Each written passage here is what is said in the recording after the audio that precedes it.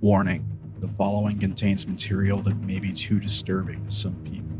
Descriptions of violence, mature situations, and adult themes. This is intended for mature audiences.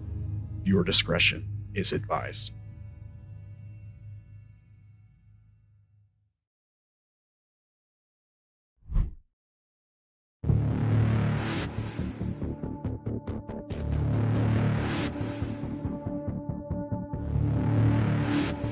I leapt headfirst into the black.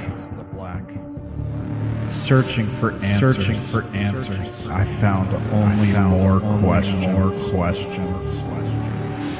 My memories fade with each step. I feel a weight. It's so heavy. I find nothing. And here in darkness, I awaken for the first time. My skin is on fire. My lungs ache for air. My body's too weak to stand. To fight back. The pain pierces every thought.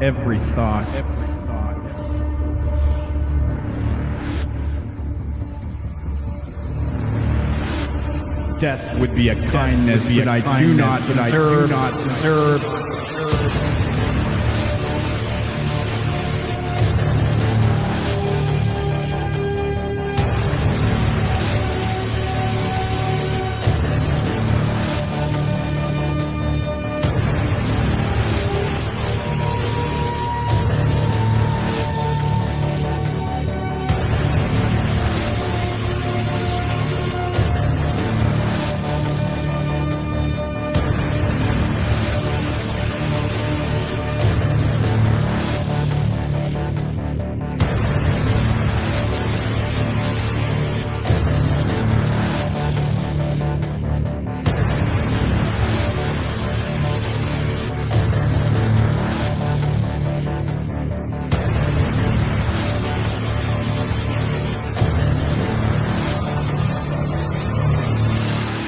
Let me die broken.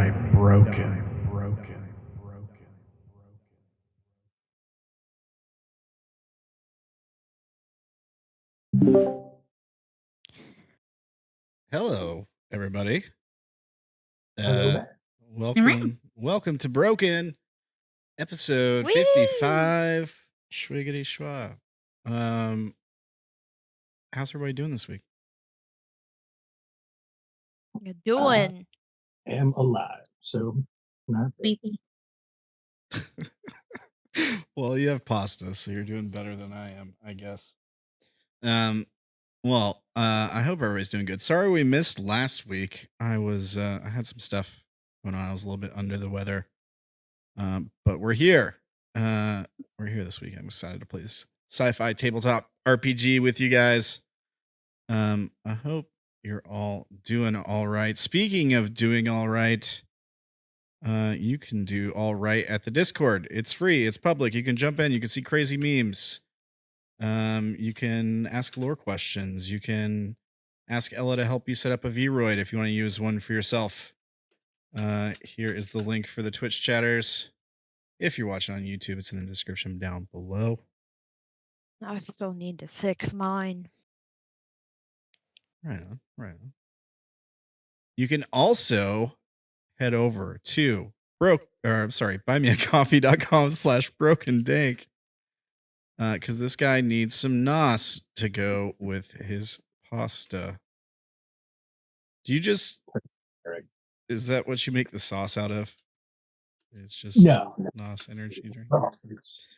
I don't know. I just like the way pasta nos rolls off the tongue. Oh, that'd be Nasta. Stop. Nasta. Nasta. Yeah. Right on. You want to We know should do it with a something? yes. What's up? What's up, Caitlin? You want something that's really stupid but funny? Yeah.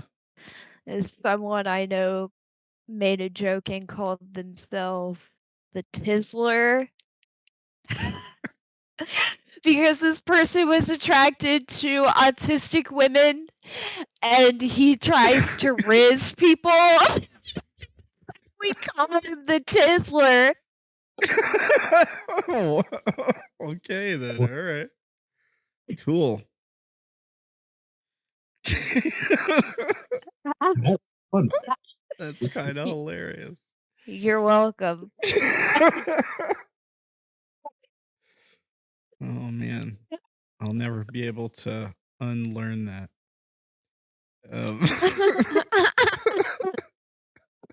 I regret nothing.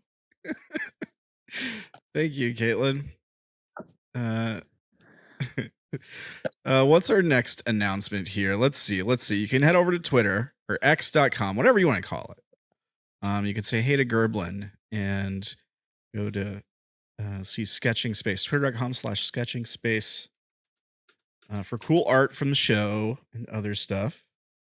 And drop a follow and say we sent you. You can also head over to Instagram, TikTok, Coffee, and X.com to say hey to Joanne from Monday's show at Ace of Wands Designs, everywhere except X, where it's Ace of Wands 01. Here's the links for that. And yeah, you know where to find me. Yeah, if you're here, you probably know where to find me. So we got through announcements, okay? Shaking the dust off. The chaos is already popping off with memes. If you guys want to get in there on that Discord link. And why don't we do the thing where we go around, we have everyone talk a little bit about their character, maybe reintroduce yourselves. And then we'll talk about like what happened last time. We'll all try really hard to remember. I have some details, some things I remember. But we'll figure it out. What we're going to do is we're going to start with you, Dank, a resident murder hobo. Yep, it's me. How are you, man? I am doing. I'm doing, man. Yeah, I feel you. Same, bro. It's been a pretty tough week here, to be honest. I Yeah. got fired earlier this week. You got what? Yeah, I got fired. Oh, damn. What? Damn, dude. I'm sorry to hear that. You were busting your butt for that job. I was, and they fired me over $6. Ugh. What? Right? All right. So, like, our cafeteria has this self checkout thing for like a whole bunch of shit that's in there. I come in, it's early as fuck. I'm barely awake. I grab my 2 cans of Nas and a thing of trail mix. I scan all 3 things. There are 3 beeps. I pay with the fucking Apple Pay on my phone. It says the payment went through, everything's good. I sit down at my desk, I work my entire shift. HR calls me and is like, hey, we're gonna have to let you go. You stole something from the commissary. I'm like, what are you talking about? They pull up the video of me purchasing my items. The beeps are heard very audibly on the video too, but the only thing that rang up was the trail mix. And I'm like, you're just gonna fire me? You're not gonna let me like pay for it? It was a clear, honest mistake. You heard the beeps. Oh, that's so lame, dude. I'm sorry. Yeah, Like they were they for any reason to fire me. that's bull. Bruh. That's. I'm so sorry. Companies do be like that, man. It That sucks. Especially corporate. Yeah. right? Yep. Oh. I saw somebody talking about the other day about how like when you work for a corporation, you do the bare minimum. This is why. Yeah, pretty Bruh. much.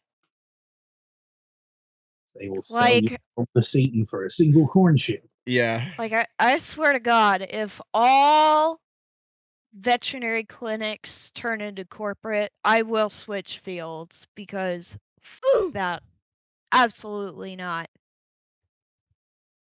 On interesting and good news, though, I've got an interview with the IRS. There you go. Right on, dude. You can audit them. Get up. Oh man, that's Just funny. find them for the most pettiest things. Well, you know what? Screw those guys because they also took back your paid days off to where you couldn't come visit with us. So Yeah. Fuckers. They screwed over your vacation. Yeah. Jeez. Well, here's hoping that everything works out. Good luck with the IRS, and at least we can hang out, and play a game, and sort of like chill for a little while. Exactly. amen. Thank you, Dank. Remember, federal and state jobs don't pay the best, but the benefit. Yeah. But you've got a government job, you're set. Yep. Have a state job now. Yeah. Close enough. Yeah. Right on. Well, up next we've got Gerblin playing Enigma for you guys. Gerblin, how are you? I'm doing all right. You got a visitor with you. Yeah, a new addition to the home who has decided that now the game has started, he's going to be polite and be quiet. We'll see how long that lasts. Right on. So, if there's tiny meowing in the background, it's not an anomaly, it's just echo. Yeah. Cool. It is not your imagination. No, you're not tripping. And yes, you are alive. He's a tiny kitten. He's very cute and I love him. The meows do sound adorable. We were hearing them before we started up the stram. Oh, very cute little cat too. You can see, maybe you can see a picture in the Discord. Yeah. Cool. Well, thank you, Gerblin. Up next, we've got Caitlin playing Liz for you guys. Caitlin, how are you?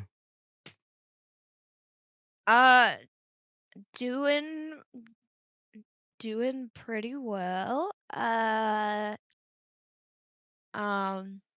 Miss Liz is not doing so well. We're learning things, okay? It's a struggle. Yeah, you and Narcissa separated from the rest of the group? Yeah. And Yep. was hanging out in the storage. Remind me again what happened there. I know She became an emotional wreck. So, I don't remember exactly what was said, but Liz and Narcissa ended up having a conversation. And it ended up triggering a flashback of before Liz turned into the cold-hearted, one-eyed, robot-speaking female that she is. So pretty much that was the first time she has actually felt real feelings in a very long time. And what the memory was,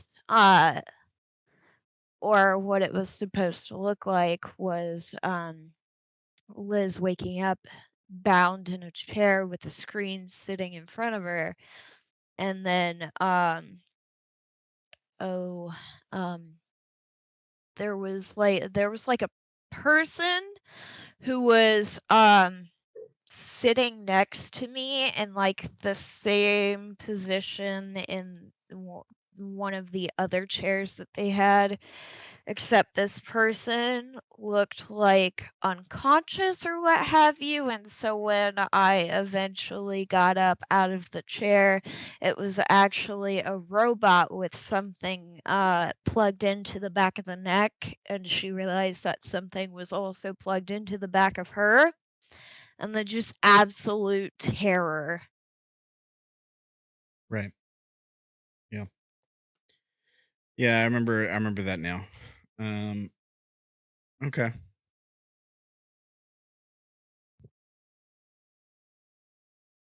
Okay. And if I recall, the rest of the group was headed to engineering. Is that where you guys were gonna go? Or are you guys gonna go to the bridge? I can't remember. We were going to engineering No. Yep. to try and help hide the AI, I guess. Right. Yeah, because there's basically a RQ military coming to intercept the ship. They're looking for a fugitive who you guys have with you. Oh, yeah. Right. Person Yep. stole our stuff. Yeah. She wants to go to the womb for some reason. Yeah, she's fleeing Asher because she's been branded a terrorist for exploding a building. Kind of is a terror. Supposedly. We don't negotiate with terrorists. Who's it supposed to be? That sounded like Reagan. Well, it's just funny because arguably We kind of are. how many people have, well, of course this is in the future, but you guys as players exploded another building on Whoa, whoa, 18. whoa. That So- wasn't intentional. We just All opened I a door. Right. And I it opened the door. wasn't we, okay? It was all day. And also, it was only one of It us. wasn't all day. I think it's fair to share the blame around, Dank. I don't blame you for that. Anyway. I mean, everybody True. went to the bathroom. I was left unsupervised. I just disassociated. I had no idea what was going on. I was there. All right. Well, we'll refresh on some more of the details here in just a second. Thank you, Caitlin. Up next is Maury, who's playing Narcissa for you guys. How are you, Maury? Worry.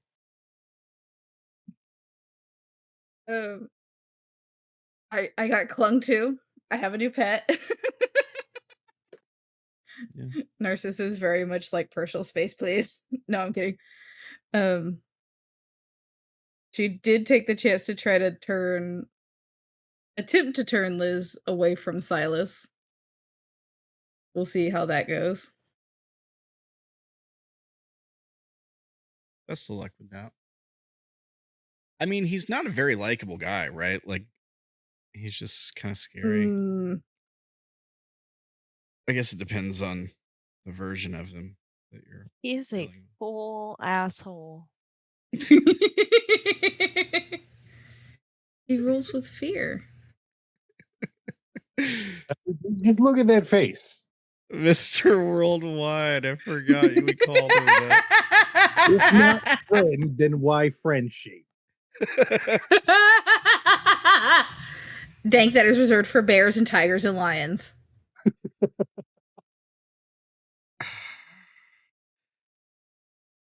I was just thinking, like, if this was like a live action web series or something, I'd almost like to have him played by what's that guy? Like an older version, Andrew Tate, like an older version of Andrew Tate or something. I think that would be pretty funny. Yeah, that guy, yeah. But without the beard. God. All right, sorry. All right. Thank you, Maury. Last but not least, we've got Zach playing Mr. Disrupt. How are you, Zach? Woo. Hello, doing good. Right on, man. I feel fine. Good deal. So, so we left off with you guys in the storage area of the barge. Long story short, this barge rescued you guys on the way to the dead vaults. So you're traveling with them now. They don't know you're Inky for the most part, it seems like. And yeah, you're basically hitching a ride and sort of like earning your keep on the way. You've survived a quarantine because they found you in a place tainted with the spore of a booba, those siren monsters that you guys fought seems like so long ago now. Because it was also like a whole arc ago. Um, and yeah, you guys unearthed an AI on the ship. It got into the systems. You're also storing it on your stab trackers that you keep, basically your HUD devices that you keep. It keeps all your money and stuff like that. Um, and you found a stowaway engineer who had stole some of your stuff from one of the storage lockers, but you recovered it.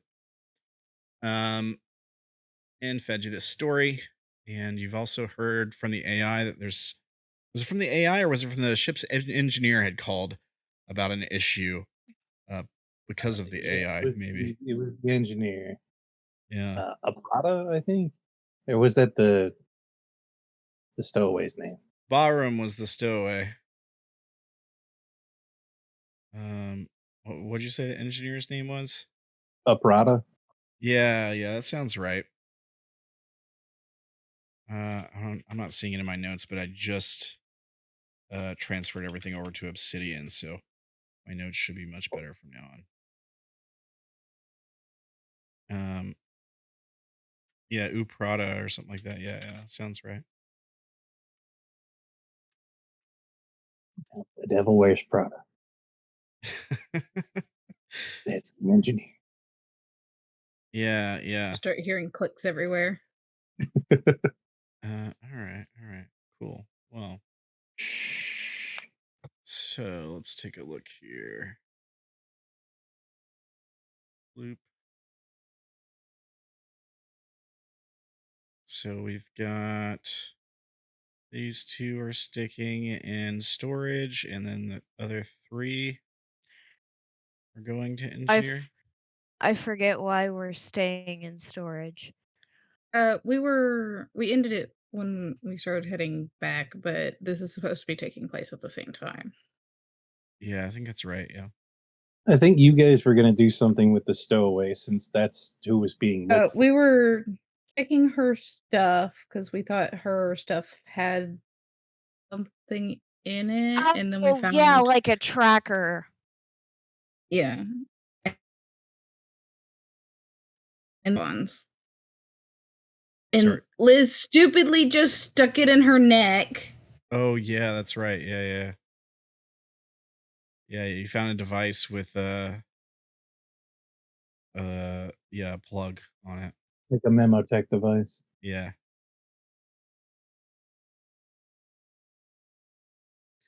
That's right. And then yeah, you plugged it in. Okay.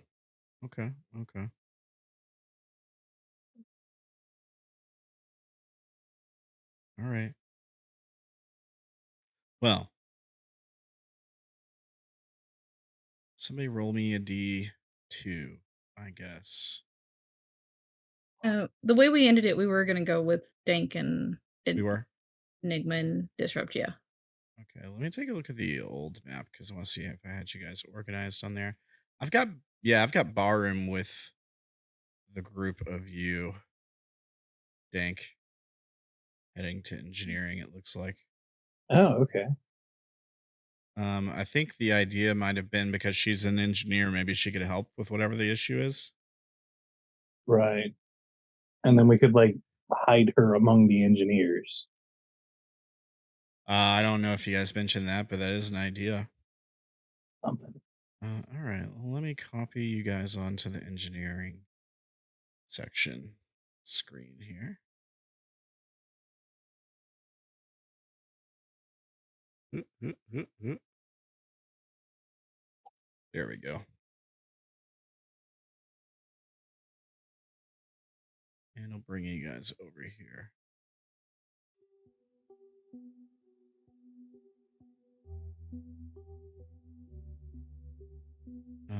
Okay.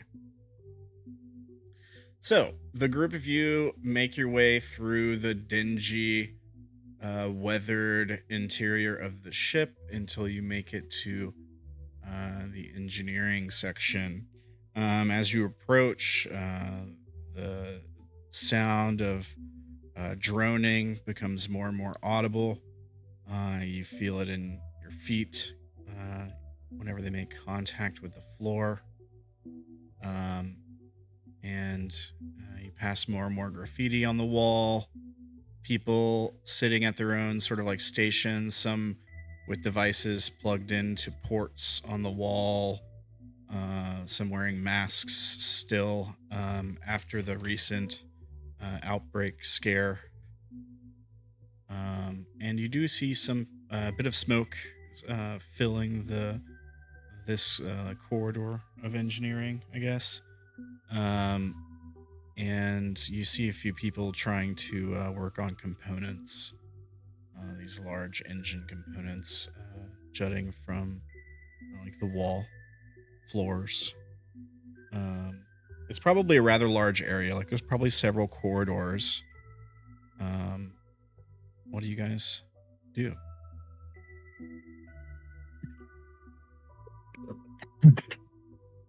Well, I would assume that we'd head on to wherever Abrata was located at so we could assist with what they called us about.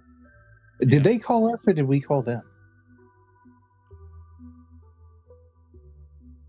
I think you had been called probably. You were either notified by the AI, Epsilon, or it would have been Captain Ashara probably calling you and letting you know that they're experiencing an issue in engineering. I could see that happening. I don't remember exactly. I can see that happening. I think it was the captain. The captain told us to engineer. That's what. Yeah, that sounds about right.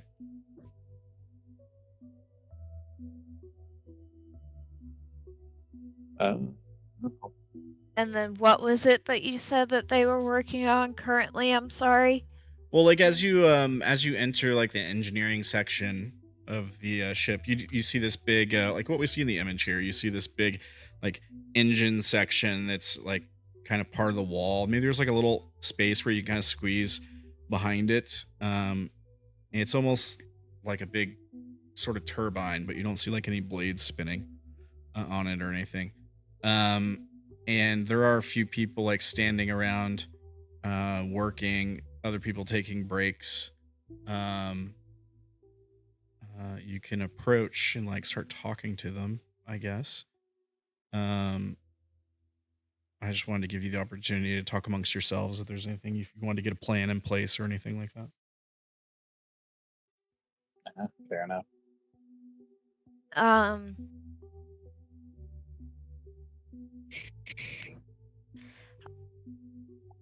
I feel like we should, and someone can add on or rebuttal or what have you. But I feel like we should ask specifically kind of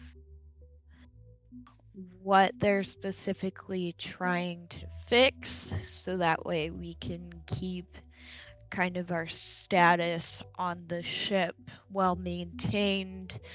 And once, if at all, we gain their trust,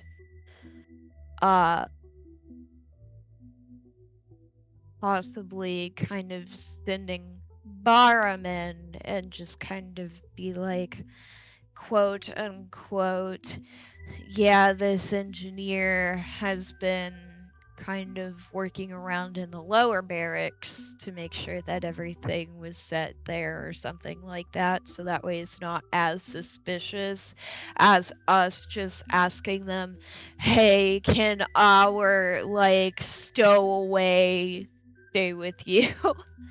Does that make sense?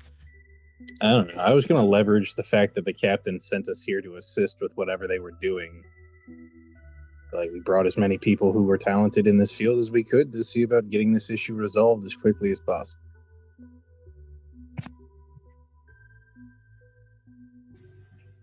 Yeah, sounds about right. I would just also like to point out to you guys, because it might cross your minds, if the goal here is to sort of get Barum to fix whatever the issue is and then live amongst these people, you would be making other people aware of her presence. I just want to point that out. I mean, if somebody was gonna like search the ship for a fugitive, or start interviewing people to see if they can find out if there's anyone who matches the description on board, you might be liable to might be more likely to have somebody have some information. That's a Right. fair point. I turn around and borrow my gas mask and tell her to put it on. Yeah, okay. So you're gonna hand her your gas mask? All right. I'll add it to her inventory. Give me 1 second here. You can remove it from yours. Add belongings, gas mask. Is there anything special I need to know about it, or can I just put gas mask? It's got 3 days worth of filters, I guess. Or like 3 cycles or something. All right.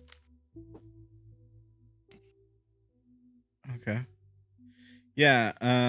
She takes the gas mask and puts it on over her face. And she she kind of looks back up at you and says, "Right, good idea to keep a disguise." Yep. Don't take that off until we tell you to. I think that goes without saying. Right. Who among the people working appears to be in charge? Make a roll, see if you can figure it out. Like an insight or read people-y kind of roll, maybe body language, something like that.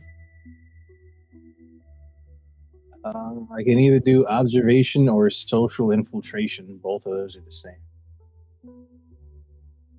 Either one works for me. Other people are I welcome to roll too or help. I did already. Okay. Success. All right. Yeah, so you observe the people working, and yeah, you see one guy a bit older who's sort of like stepped back from the rest, kind of giving orders, instructing on which parts to work, scolding some people when like one person does something and the machine starts to pump out more smoke, and he like scolds them and they quickly start scrambling to try to undo whatever it is they did. This guy here looks something like this. Fair enough. All right. I'd approach him. Wait until after he's done either instructing, reprimanding, or berating somebody. So I'm not interrupting him. Yeah. Like, you must be Chief Engineer Prado. Captain sent us, said you needed some extra hands. Yeah, he kind of like lifts one hand up casually and pushes his like, I guess basically it's like a hard hat up slightly to get a better look at the group of you, and he says, "Woo-wee, now this who they sent down here to help fix this?" Fair bit of us have decent experience in mechanics and engineering. You don't look like y'all work too much on engines before. You got any experience? I'll tell you what, I ain't got soft hands. Fair enough. Well, we need all the help we can get. Why don't you get on behind that thing, see what you can make of it, I guess. All right, I'll get on over there. Yeah, so you just like squeeze back behind the machine? Yep. Yeah, I Liz mean, isn't Yeah, go going with to him. say anything, but she will also follow him. all Want, right. like a roll or something. Wait, Liz, I didn't think Liz was with Liz, us. yeah, you're not there, Liz. Sorry. I was about to literally say. thought that I'm so No. confused. No, this is This this is while we're in Barum's hidey hole. yeah, this is happening oh, while you're in storage with Narcissa.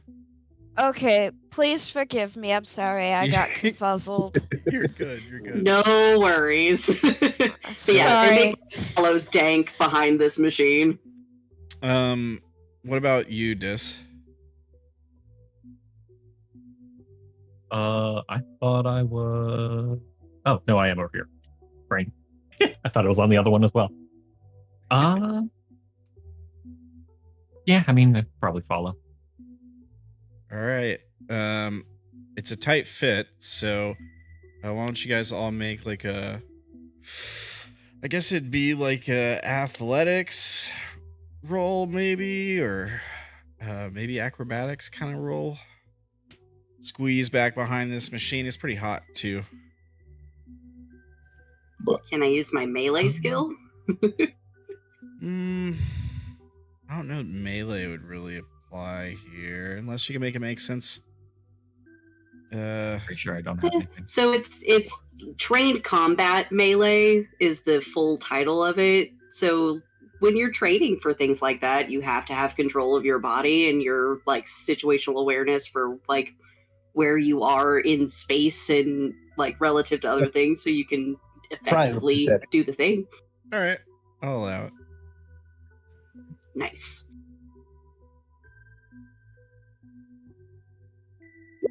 Holy smokes. All right.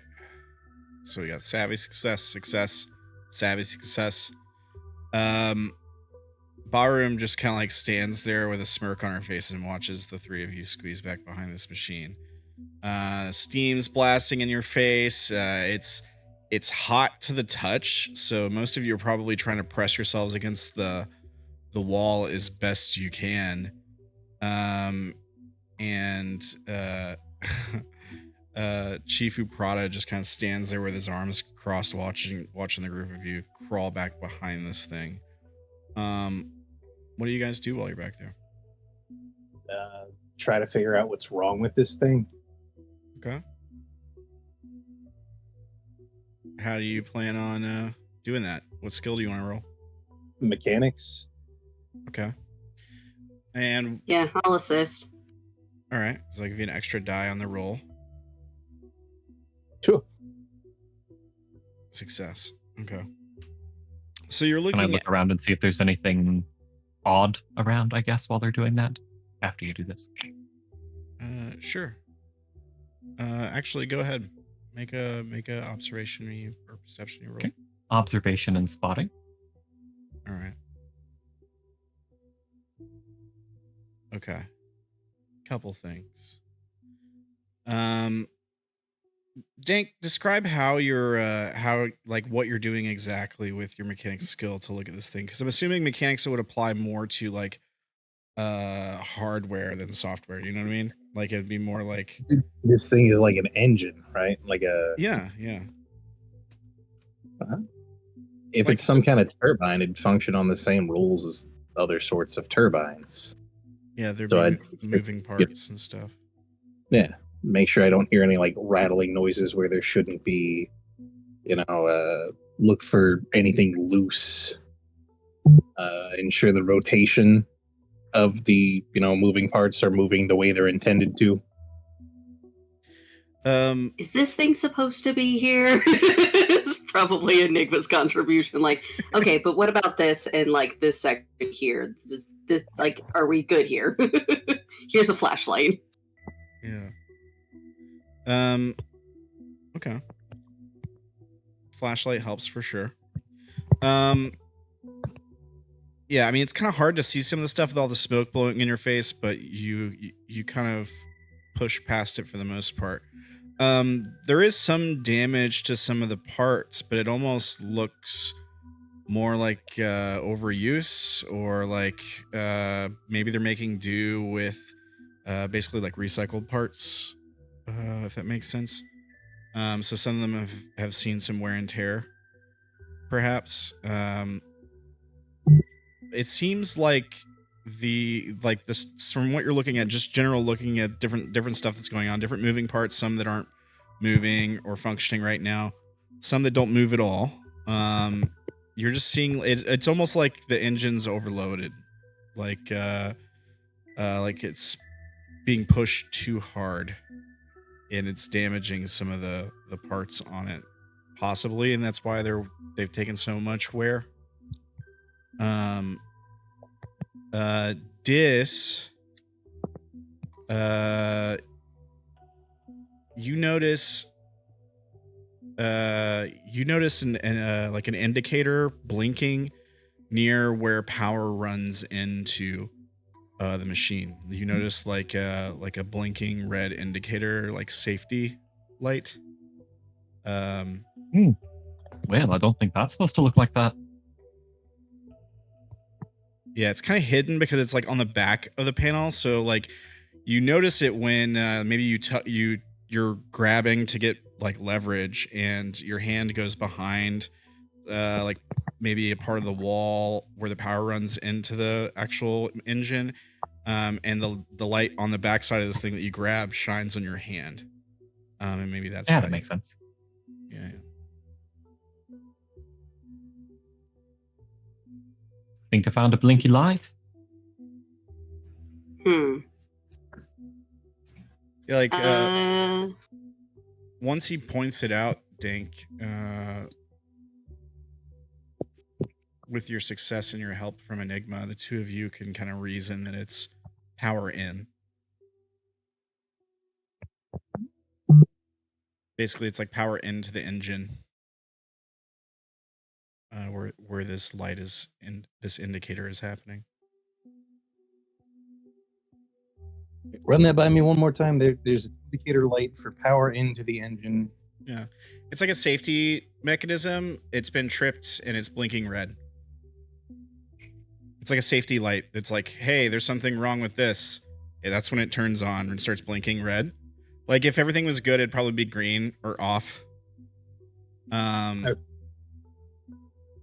Yeah, that's basically what's going on, and it's on the place where it's coming from is like on a power into the engine, like where power would run into the engine, and you know that there's power going into the engine. There's parts moving and stuff. Right.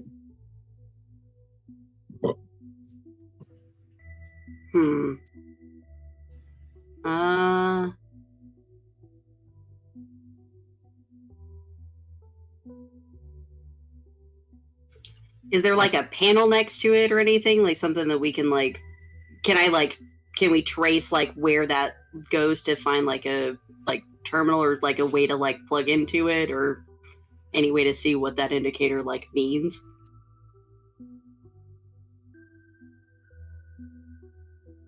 Well, I thought maybe you guys would be able to figure out what it means. I tell you what, you can roll mechanics or electronics. Roll. Fair.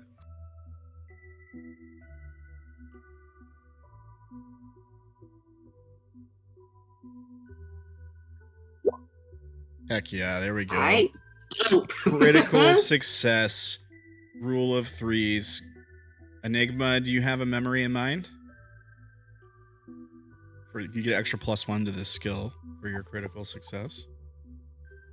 I don't off the top of my head. All right. You can always write it in later. But yeah, we see the lens flare in your eye. As you get a remembrance, a memory comes to you of working with this kind of stuff before or something like that. And yeah, you're pretty sure what this is saying is that there's way too much power coming in, like it's overloading the engine. That's what's happening. Oh. Oh, it's a power overload. Okay. So let's see about getting that power overload fixed. What do you say, boys? Sounds like a plan. Yeah. Hey, let's get to work. How do you plan on fixing it? With that rule of threes, like knowing it's a power overload, is there a way for me to tell where that overload is coming from? I mean, you probably would have your suspicions, yeah. I mean, you're aware of Epsilon's presence on the ship. Could be causing some issues. Probably that.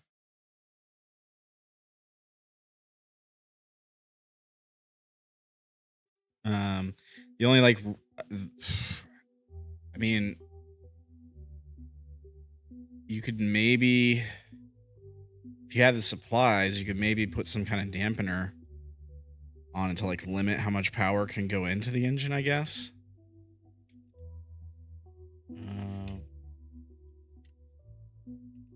I don't know. Do the wires look loose or frayed?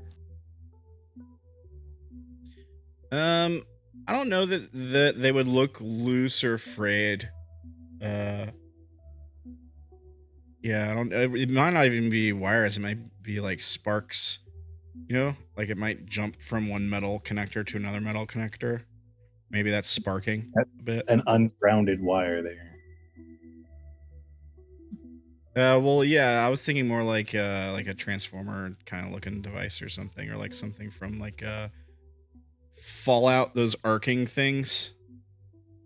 Like it's meant to do that. Yeah, but not so crazily.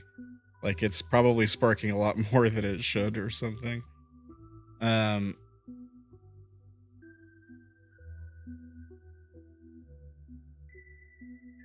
looking to see what kind of stuff you might be able to do. I mean, you basically would be looking at having to, from what I can see here, just doing a little bit of research, is kind of like rebuilding the circuit or like replacing the whole system. I mean, even if you replace the piece that's like putting the power into the engine, you're probably still going to be getting an overload of power. So you might have to like put something on there that could, like a governor almost, that would like limit the amount of power that can come through to reach the engine, if that makes sense. But that could probably cause some intermittent issues if it's fluctuating, for example. Like then you might end up dipping it below the required power that the engine needs. Let me see here.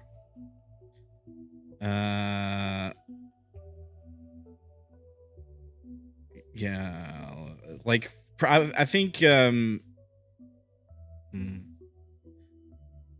think that you probably would need to fix whatever is causing the amount of power to be increased, which would, unfortunately, I mean, stands to reason, might be Epsilon being like in the ship.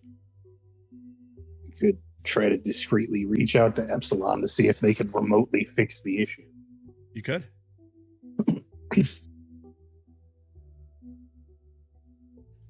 Do our stab trackers, good lord, have a like text function? Yeah, I don't see why they wouldn't. Yeah, I think it stands to reason they would. This is future tech. It would probably have whatever option's most convenient. Like I imagine like a holographic keyboard could pop out or like shine onto a surface or something, and then you could like touch individual characters and it would like type a message like with your free hand or something. Hell yeah. I'm gonna text Epsilon and ask him if he can like, hey Epsilon, is there any way you can remotely limit the amount of power running to the engines because the engines are overloading? All right. Yeah, you reach out to Epsilon. I forget what voice I was using for all. old guy. And also, a text-based reply would be easiest to Yeah. not give away your presence. Yeah, fair enough. I'll type something out here for you. Can you repeat what you said one more time? Yeah. Is there any way for you to remotely limit how much power is running to the engines? They are currently overloading. There's a current power overload. And then the like text-based reply would be best.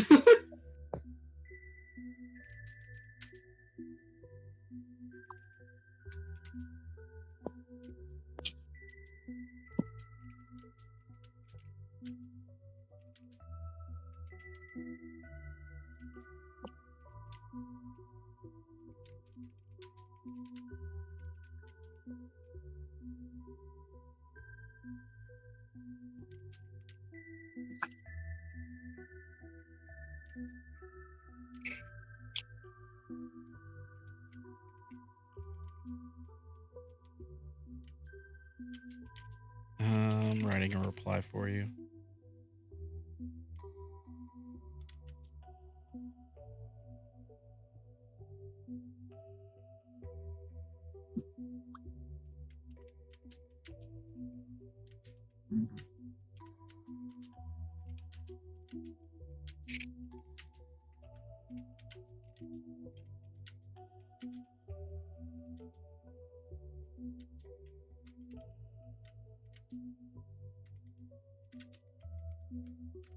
Okay, so this is the response you get from Epsilon. Apologies. Some of the dormant parts of my code are still coming online. I'm afraid there isn't enough space on the storage devices available. I can temporarily alleviate the issue, but it is likely to cause other problems to sprout up in life support or plumbing, perhaps. The lights flicker. So yeah, I'll type back, okay, let's not do that then. We'll see about getting a limiter on here. Reroute the issue to plumbing.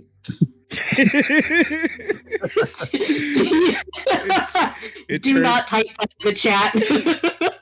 It turns into that Greek cruise where do you know what I'm talking about? Yeah, I know the one. Oh lordy. We should probably just tell Ubrata what we found and then let him deal with it. Yeah. Because we do not currently have the parts to fix this without causing other problems. True that, true that. Well, So yeah. Like, I guess, slide around, boys, and poke my head out and be like, well, you've got a power overload problem. You probably need to get a limiter on this thing.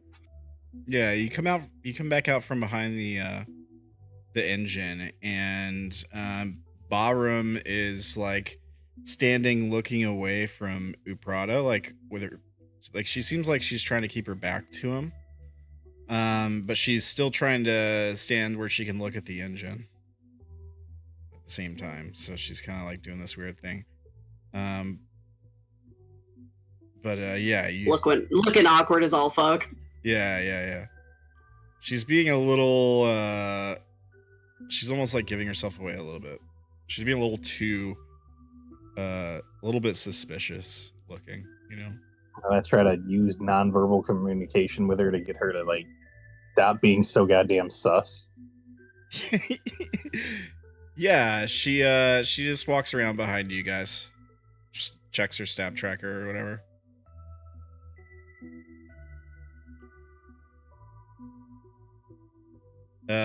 But yeah, sorry, what'd you say to Prada again? It looks like you've got a power overload, and it's causing the issues here. You might get a limiter on there or something. Yeah, he says, a limiter? Oh, man, we've been having all kinds of issues with the systems lately. Doors opening and closing by themselves. Toilets flushing themselves. All kinds. Toilets unflushing themselves. Yeah, just all kinds of weird stuff. I don't know what's going on. Limiter, you say? Or maybe it's just a ghost. A ghost? Could be. You telling me? Well, it is an old ship. I've heard it's seen. Well, I guess it could be true, but why would a ghost mess with an engine? I don't. Because it could be fun. Ghostly agenda Messing with moving things. things like that. Oh, geez. Well, any of y'all know how to get rid of ghosts? I guess. Do I need to what? Do I need to like Perform an exorcism. have some shepherd priest come out here and do some kind of ritual or something? Seance. That might be a good idea. Seance might help you figure out what's wrong. Let's focus on what we can fix for now and keep that as plan B. Yeah, So probably for the best. Limiter, you said. We'll have to really get something dialed in if it's going to fix the problem. You don't want to cut off too much power, and well, if it seems like it's spiking. We could try to work something out. I guess thanks for figuring out that it was an overload. That helps a little bit. At least we could point these idiots in the right direction, Yeah. He like says idiots really loud as like one of them walks by. Just watch everybody else in the vicinity just like their shoulders curl up a little bit, like Yeah. Out of character, we ought to ask him if there's some way we can get our hands on some like data storage mediums. Yeah, might be helpful. That would be a good idea. Yeah, possibly. Don't see why not. Might help us pull some Epsilon off of the ship, so that might help alleviate some of the issues as well.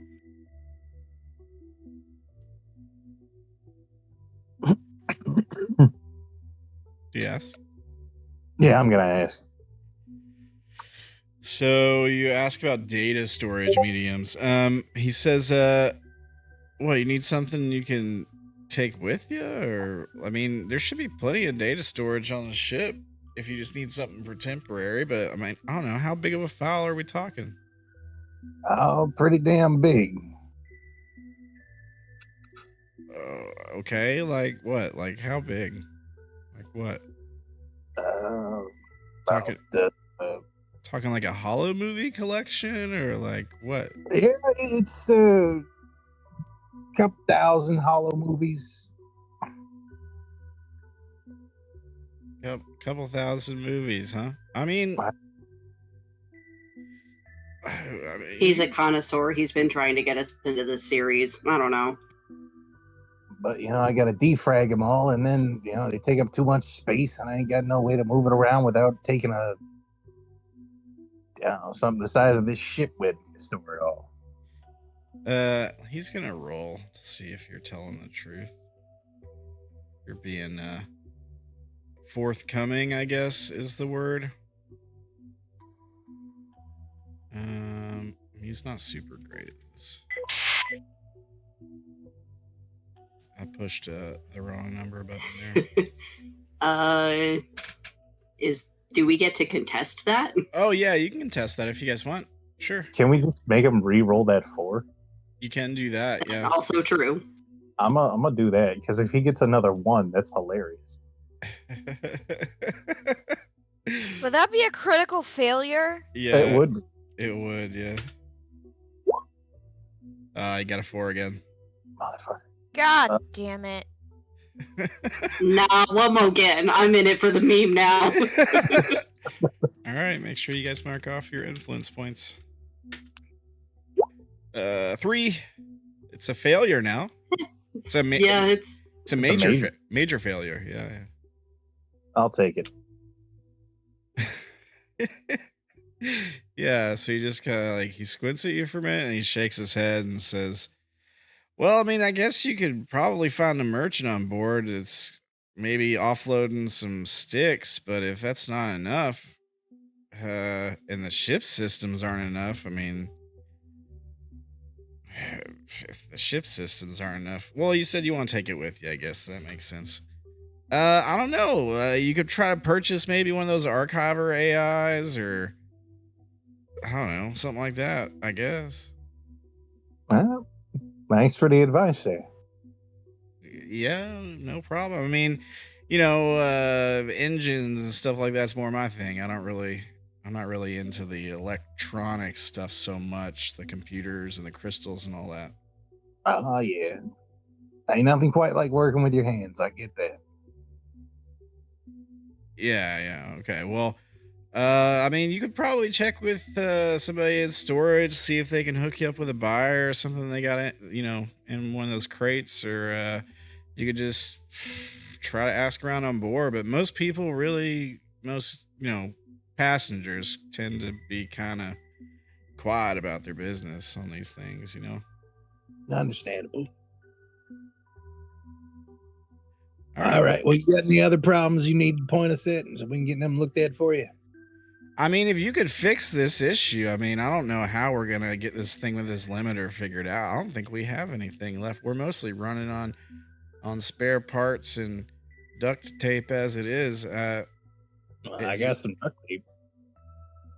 Well, unfortunately, as a figure of speech, I don't really think it's going to help us right now with this thing. But if you could find a way to fix it, I mean, not that it wasn't a big help to let us know what the actual problem was, since these trained idiots couldn't do it. That's fair. Well, let's see if we can find something we could rig to have a limiter set up on this here. And try not to cause any further issues by doing that. That's why we mostly didn't mess with it. Was hoping you had maybe something we could use for it.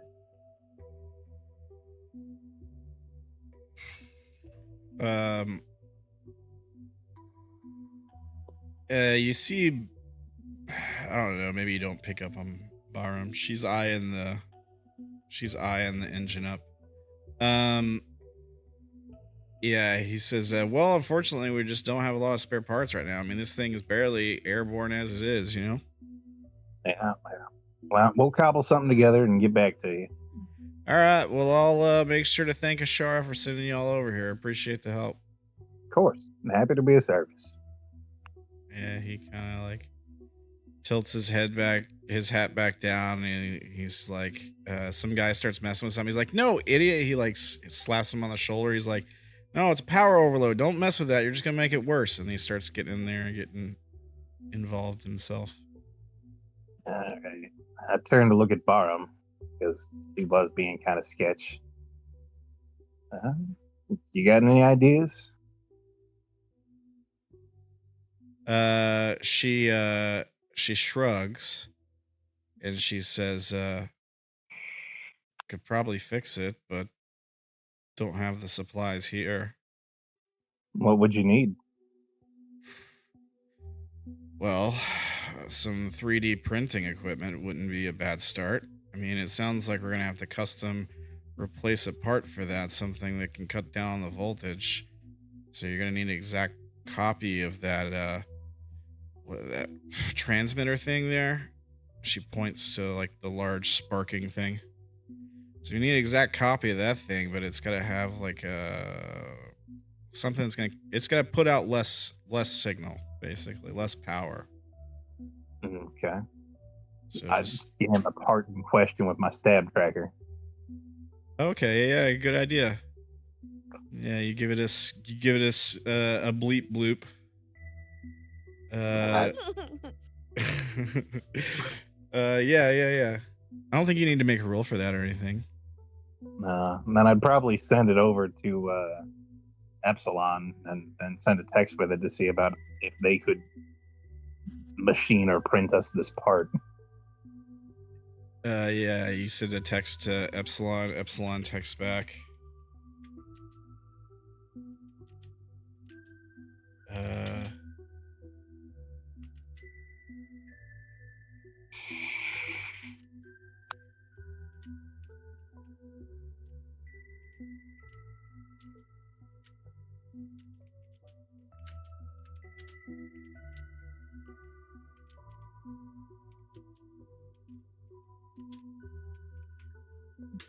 He says, I'll start digging through data to see if they have any large size printers located on board.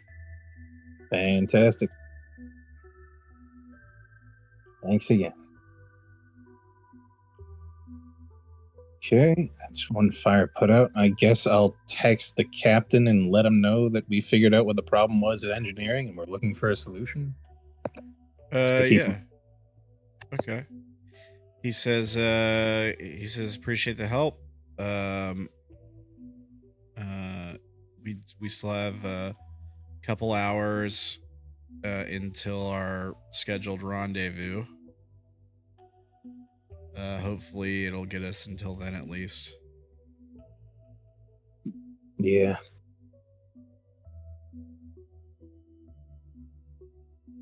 You know what? It might not be a bad question to ask the captain if they have any like 3D printers or machining equipment on the ship. Yeah, you just ask him about it. Yeah, I'll just straight up ask him. Might as well while I'm having the conversation.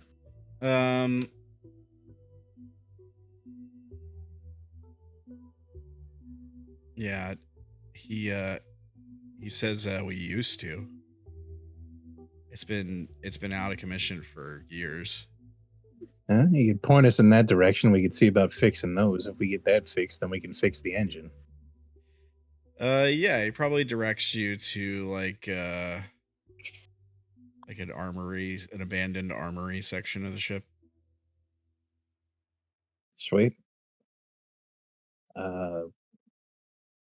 Head that way. All right. Everybody else going too?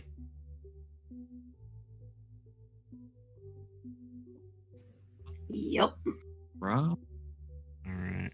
Why don't we jump back to Yeah. Liz and Narcissa? Let me erase you guys from this. You're not here anymore. What? We don't exist. Gone. Look, yes. To atoms. So as we fade back To in, shred, you say. what are the two of you up to? I think I was letting her pull herself together before we headed back.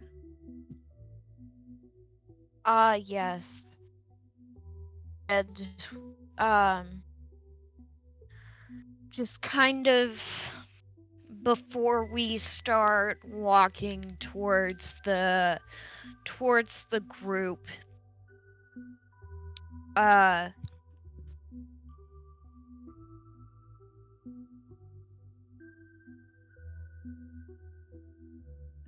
Liz is going to pretty much say,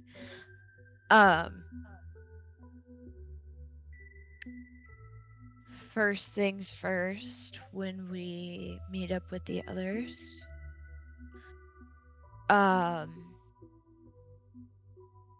we need to get Barum away and ask her some questions about what we found if we want to help her. And number 2, please don't tell anyone what just happened. Patient confidentiality, of course not. I'm not even sure that I truly understand what just happened. So I would rather not answer questions that I am unsure of the proper answers.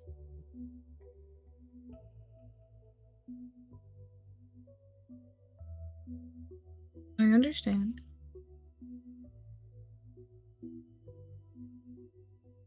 Good. And then she's gonna wipe her eyes with like a finger and then just kind of Narcissa would like offer like the edges of her lab coat.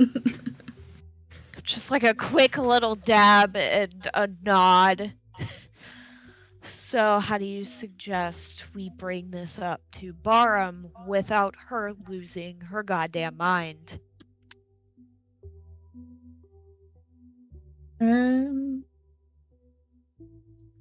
Well, we could attempt to be tactful or short, simple, quick, and if she doesn't do it, we don't help her. That sounds like a good enough reason for me.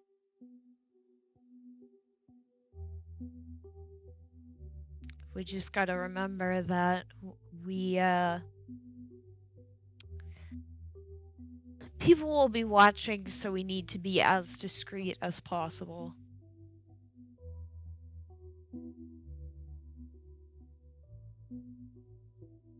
Just at the end of the day, she needs to know that we're here to help her.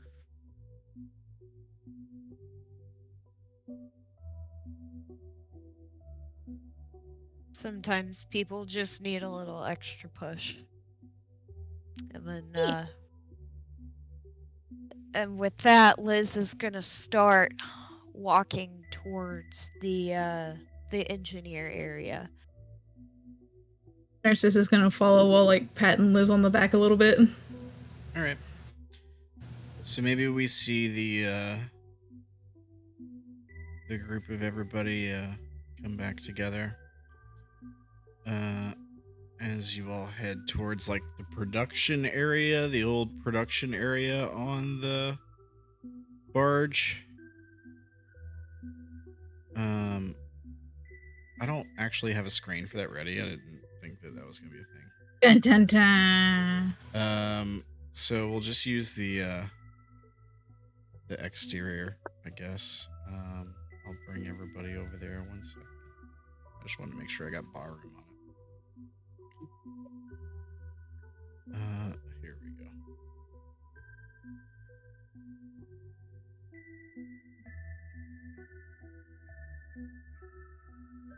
Okay. So, you guys meet up in like a corridor on the way to like this production wing that's no longer in use.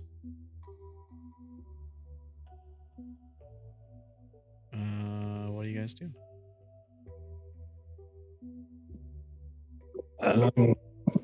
Look for the disused printer, I guess. Yeah, make like a investigation equivalent skill roll.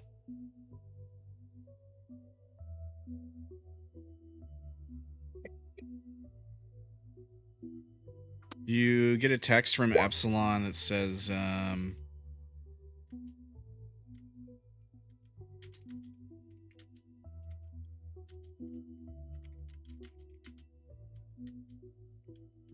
God damn. You and your freaking critical rule of 3s, dude. Hell yeah. Yeah, for sure. Then we wonder where they go for everybody else. Yeah, for real. I get all the fucking critical failures, bro. Yeah, so you spend some time going through this like dark couple corridor section on the barge. There's a bunch of like trash and stuff, like just stuff left, like nobody's cleaned this area in a long time. And after searching for a little while, you do find it. There's an old like full-sized 3D, basically like a 3D printer, but it's made to be able to print parts, replacement parts and stuff like that in a pinch. It's in a severe state of damage. It probably, like, looking at it, probably hasn't worked in like 10 cycles. And it's just like, it's ruined. It's in a ruined state right now. It's not even like it, like nothing in this section really has power going to it. It's all been diverted to other places just to save power because nothing in here works. But yeah, it's just like, it's very broken.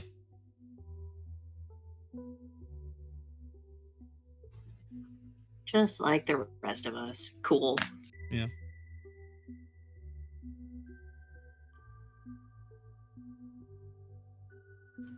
Well, let's see if we can get this thing up and running. It might take some work.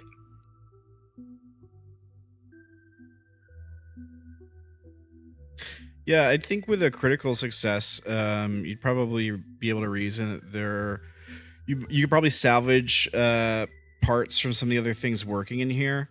and maybe given some time, reactivating power to the room. Probably you can get Epsilon to do that, to reroute power to this room or whatever. Once you get it replaced, it might be a situation where it worked temporarily after that. Probably be on the fritz again pretty quick, but at least enough to get like a part made. The process would take at least several hours, like altogether, with a small team of people. You gotta salvage a couple other machinery parts in the general area, figure out what you can actually use from those, and reinstall it in this big 3D printer machine. Okay.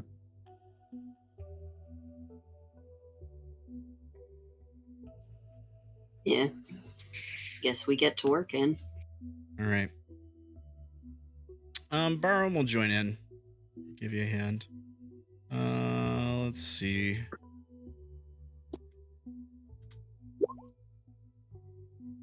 She's not rolling any better, unfortunately. Yeah, so we just get like a montage of of you all like working in an abandoned section of the ship. That's probably what we get here, yeah. Yeah. All right, so you guys There's the snoozer. There's always one snoozer.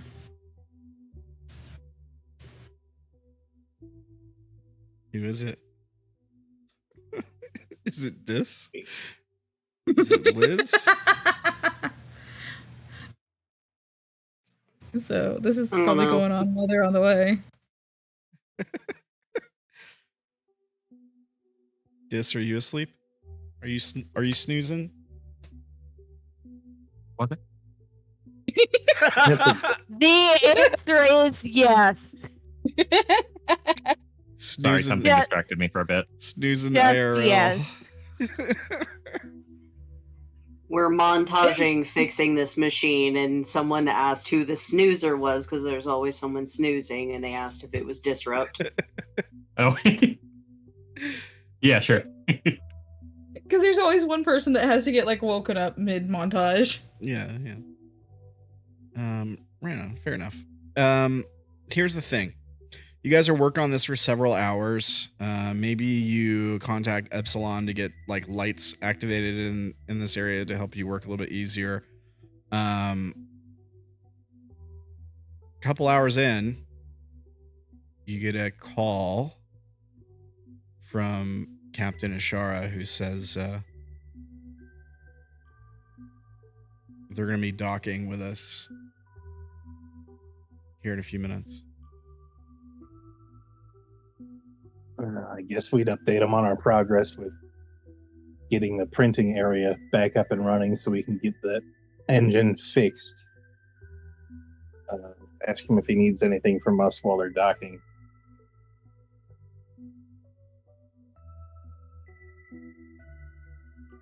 He says,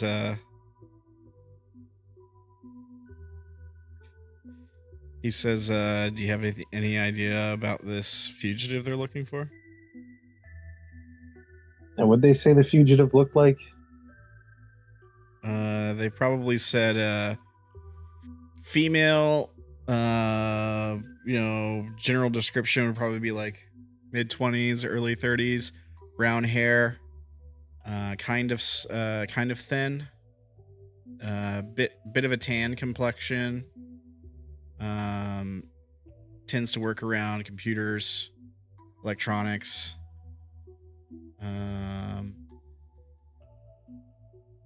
a bit of a shifty demeanor.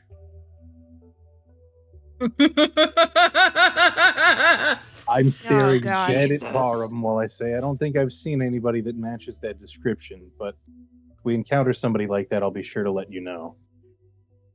Apart from the tanned complexion, do people start like shifty-eyed looking at Narcissa?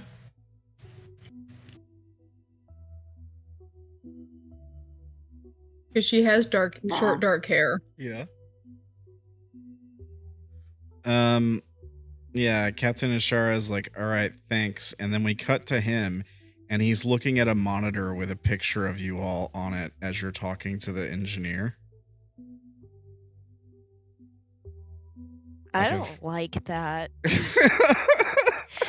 I don't like being watched.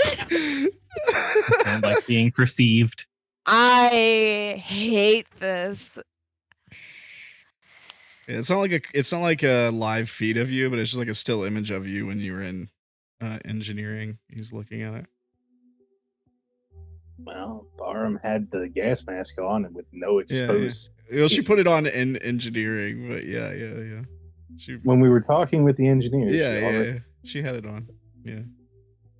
She still got it on, by the way. Good.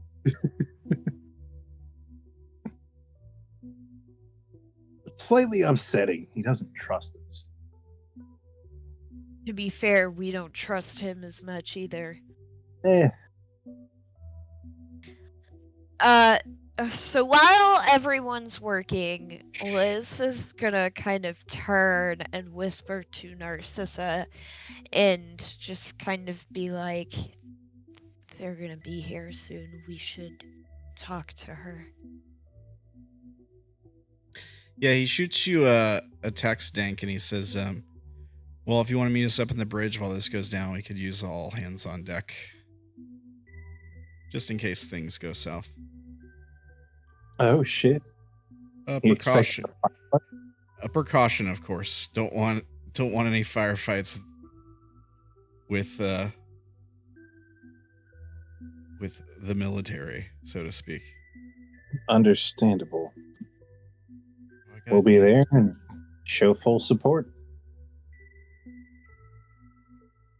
Gonna finish up here and head that way. Like, well, shit, guys. Disguise her or something. Make her look fat and pale. Shape head bald. Make her look like a fat bitch and pale. Hey, you're fat, pale, and bald. Deuces, I'm gonna go check on the captain. Oh my god. Dank out.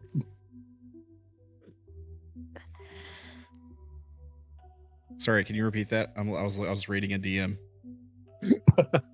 I tell the group to make Barum fat, pale, and bald and say deuces. I'm gonna go check out what the captain wants. All right, you head out to the bridge. Yeah.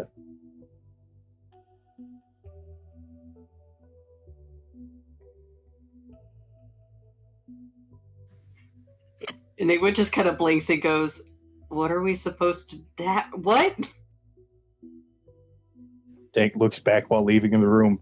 Fat, pale, and bald. Just continues walking out. You're a whole idiot. Hey, it'd work.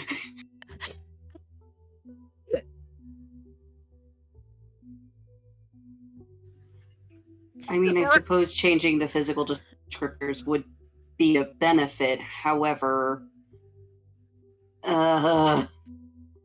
we're alone in this room, right? It's just the group.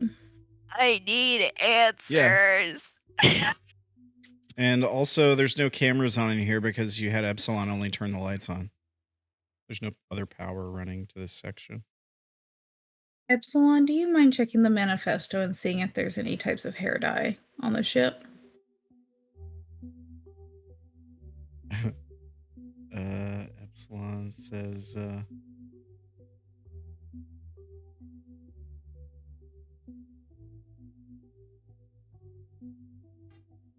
sure. Checking. There should be no music during that. I turned it off at the last second. It was auto-played.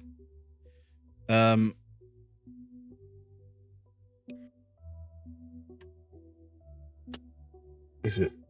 Oh gosh, that voice breaks my voice, man. It immediately contacts you back and says, it seems the manifest has turned up something in storage.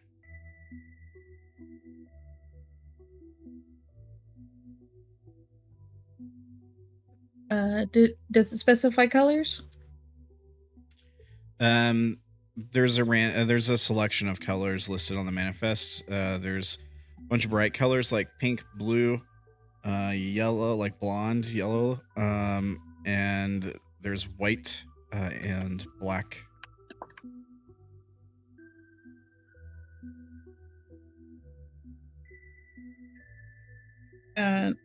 Narcissa will have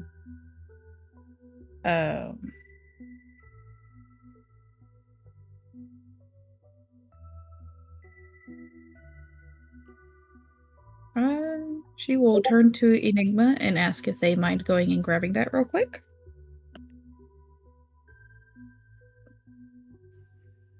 Yeah, sure, why not? Preferably black, but if any of them are fast acting, that will work. As long as they will sit on top versus like a temporary. Sure, I think I can figure that out.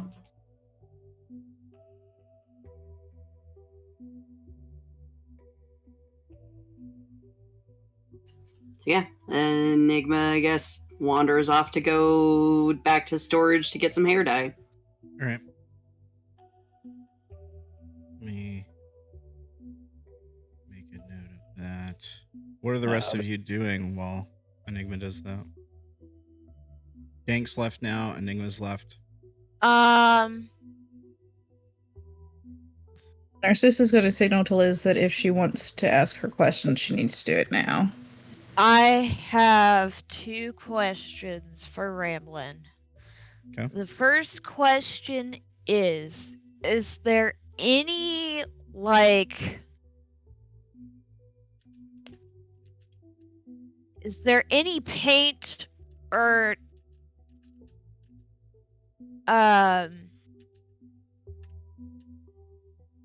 something that will last to, like...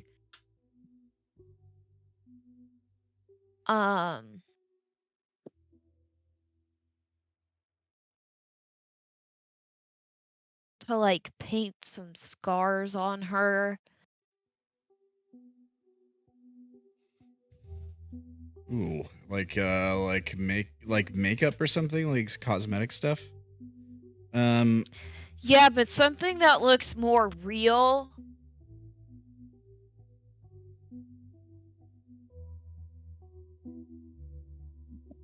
Give me an example. Oh, You could put scars on her. Those would look pretty real, right? Like they also take time to heal. That was the morbid idea. Hey, they wouldn't take that long to heal because I have a laser eyeball. So what's up? You could just cauterize that shit. Burn the shit out of her face so she's unrecognizable. I mean, here's the thing. You could make scars with, like, cosmetics. That is an option. That's why I said, is there, like, paint or something that can make it look real so I don't have to hurt her? And then the second question would be,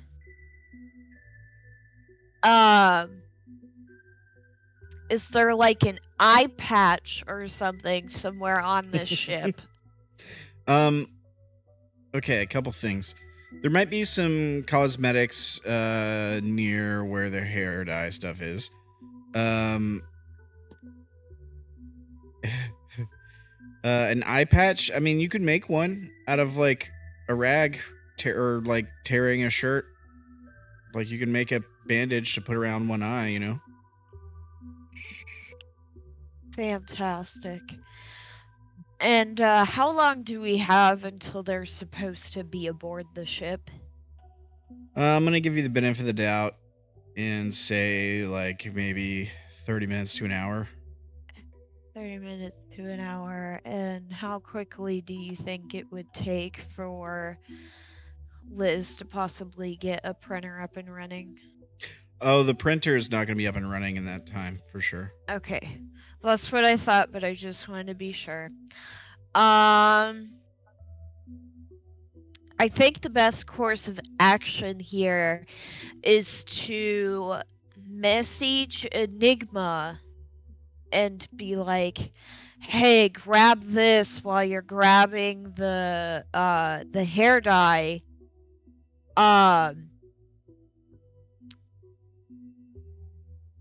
And then Liz is going to try to find some material to create like an eye patch, pretty much.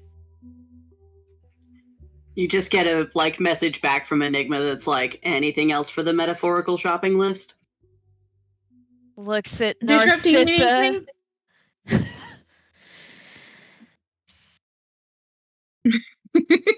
Disrupt's the only one left in the room that hasn't asked for something.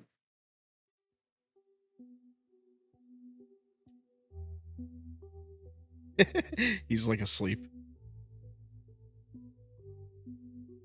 Zach, are you alive? What? They're asking if Zach's alive. Hello? God dang it.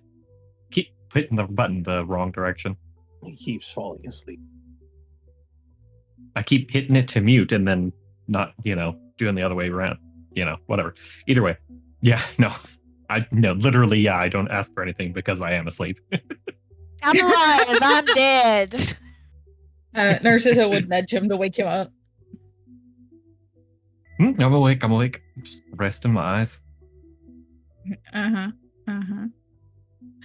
We've sent So is it Enigma on a prepared shopping already? trip. Not quite. We've sent Enigma on a shopping trip. Would you like anything? Oh, nah, I don't have anything that I need that I know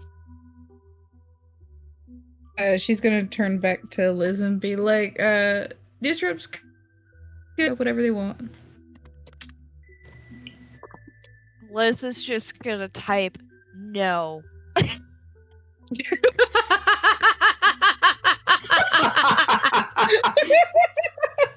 You get the equivalent of a thumbs up emoji. It feels kind of sarcastic. Yeah, absolutely. Sarcastic asshole. Just kidding. Just a little bit. I'm tempted to ask for a roll to see if maybe it got like mistyped and it ends up being the middle finger instead. Please. We gotta add a little spice in here. Oh, lordy. Do Only it. if you're okay with it.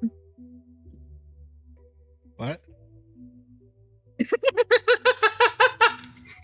Okay with They what? want me to roll to see if my thumbs up emoji is actually a middle finger emoji.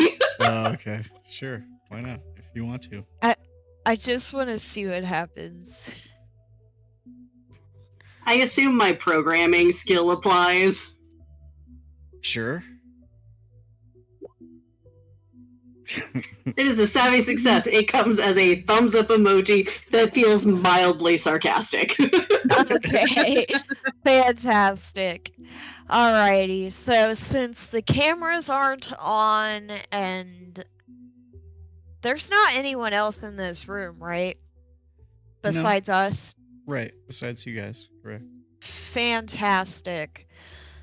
So Liz is gonna turn to Barum because Liz is not subtle by any means. And she's going to pull out the little flash drive looking thing and be like, is there something you want to tell us? Yeah, you're talking about the memo tech? Yes, the thing that Liz shoved into the back of her neck. Yeah. Narcissa has the cord. So. Narcissa took that from her. She looks down at the device and then back up to you and says, no, not really. Why? Do you wish to survive? Yes or no? Well, it would be nice, of course. We can help you. but only if you are brutally honest with us. Fine. Make a persuasion or intimidation check. Contested, of course. Alrighty, give me un momento, please.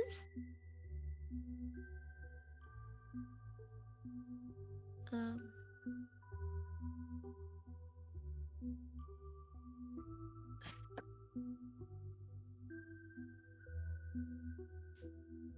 While this is going on, can I watch, like, keep an eye on Barum for body language? Yeah, make an insight roll.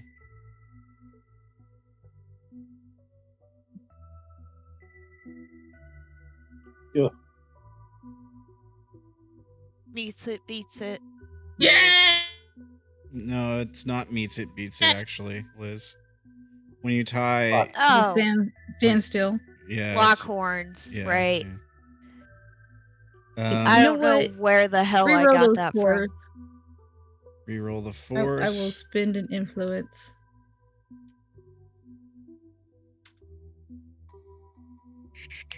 Two fours again. You know what? I'll redo my ones. There Okay. you go.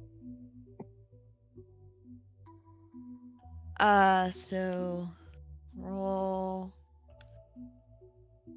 It's 1d3, right? D4. Oh shit. Be 3D. Yeah, it's however. Yeah, because you've got 3 ones, so it'll be 3d4. Right. Sorry guys, it's been a minute. You good? That's okay.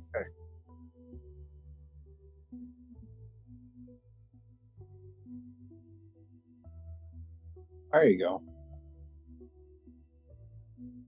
All right, so you raised it by 3. 1, 2, 6. 6 to an 18. All right, so you both beat it, I think. Mine was, I wasn't contesting, I was keeping an eye on her. I was watching her. Body language. Yeah. I mean, it's kind of what Liz was doing too. It's the thing. It's higher than a 12 either way. You do get your... I'll give you your critical success roll of 3s. That's what you worry about. You got a memory in mind? No. Okay. All right. So, Liz was persuading her. Sorry, what am I? I'm tired. All right. She says, all right, well, what do you want to know? Is this the potential reason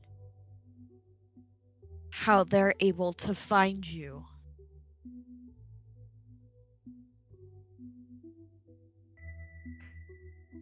What? Flash drive? How they're able to find me? God, no, I hope not. I mean, it's my own personal device. I doubt they got a tracker on it. Unless they'd already found me and done it in my sleep or something. But then, what would be the point? Have you thoroughly checked it? Is she telling the truth? She's telling the truth. Okay. Because as soon as she lies, Narcissa would call her out. Yeah.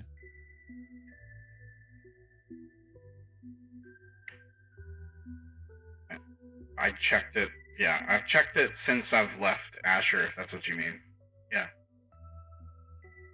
And it's only been around me until now, so unless you did something to it. What exactly does this flash drive do?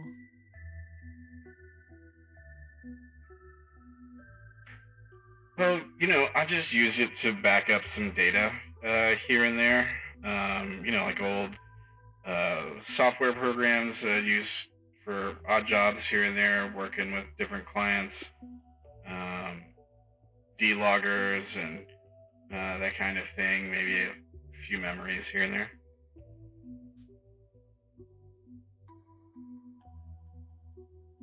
Is that why you have this and Narcissus is holding up the connector cable?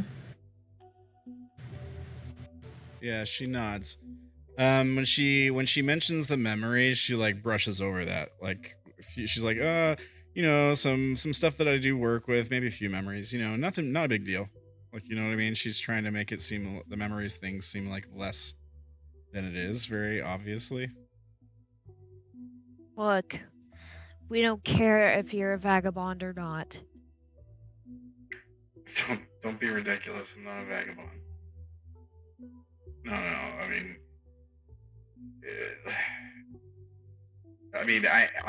I've set myself up with some similar equipment, sure, but not a vagabond. Narcissus is gonna lean over to Liz and go, Epsilon didn't respond to her, remember? Yes. Do you mind if I scan you to see if they somehow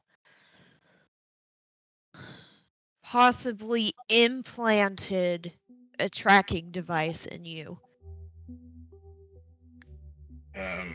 Sure, I guess. She T-poses. Alright, perfect.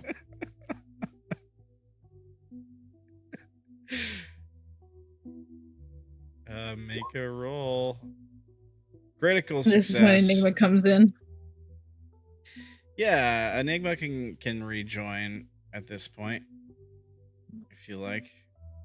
As Enigma just sees, like... Just comes in and sees the Liz's- women ganging up on each other. Pretty much, just like Liz's eyeball scanning her. Yeah.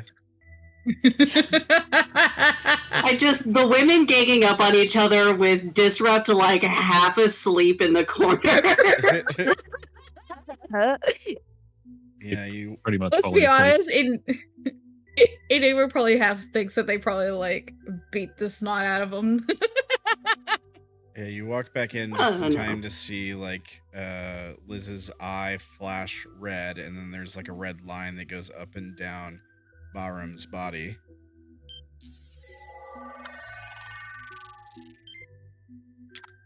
All right. Oh, that's fine. I actually wanted to change songs anyway. Let's see here. Do I want to know what's happening? Also, I have your shit. Thank you. Did you get anything for yourself? No. Didn't need anything.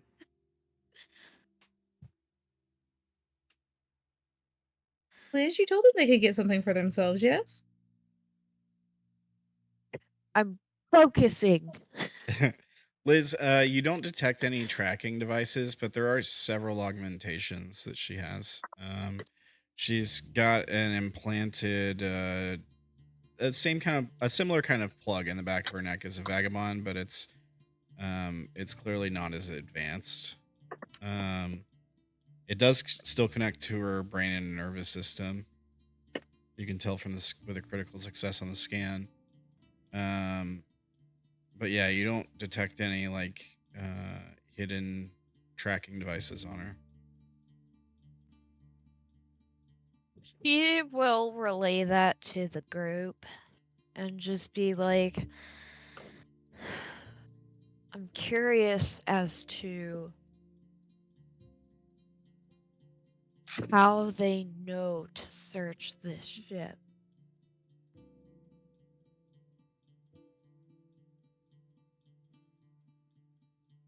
Probably just looking for everybody in the area. Arcus usually have a reason.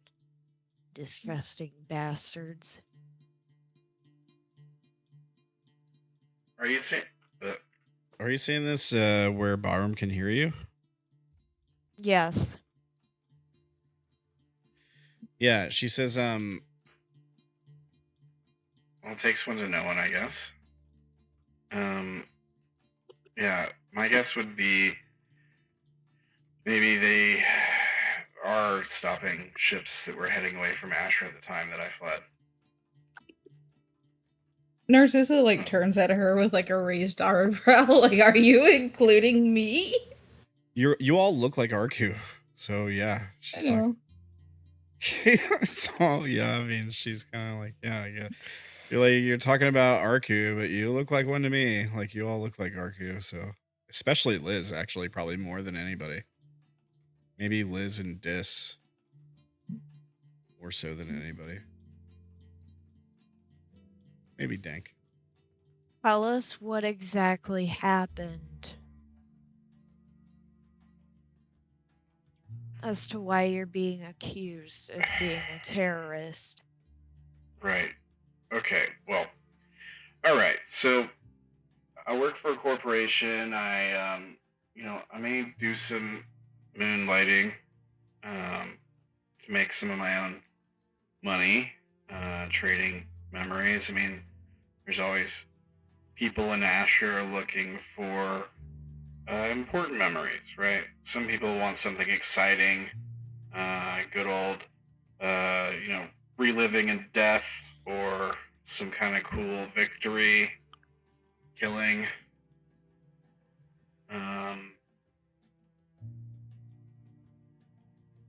Well, I stumbled upon something that a memory somebody saved that they probably shouldn't have. Somebody high up in the supremacy. And, well, let's say it didn't paint them in a very favorable light. And once I got a hold of it, well, they were tracking down anyone who had accessed it to, well, you can figure it out. Let's just say they weren't Is it just talking to them. They were torturing them. Well, they were they killing were them. conveniently disappearing? Right. Who? Well, I know the Arku, but who specifically? I mean, as far as I know, most people working for the Supremacy were giving a heads up about me. Pretty much any soldier in Asher probably knows my face, as well as any officer, anyone who enforces law. I'm sure they've put a big bounty on my head by now. Yes, So, but who did you find this information on? let's see.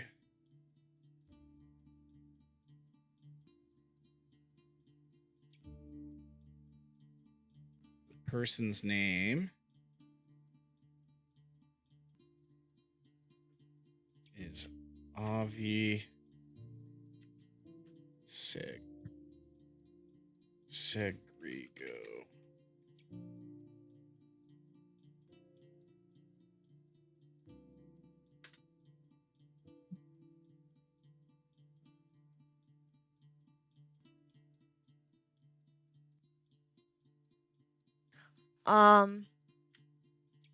Is that memory on the flash drive?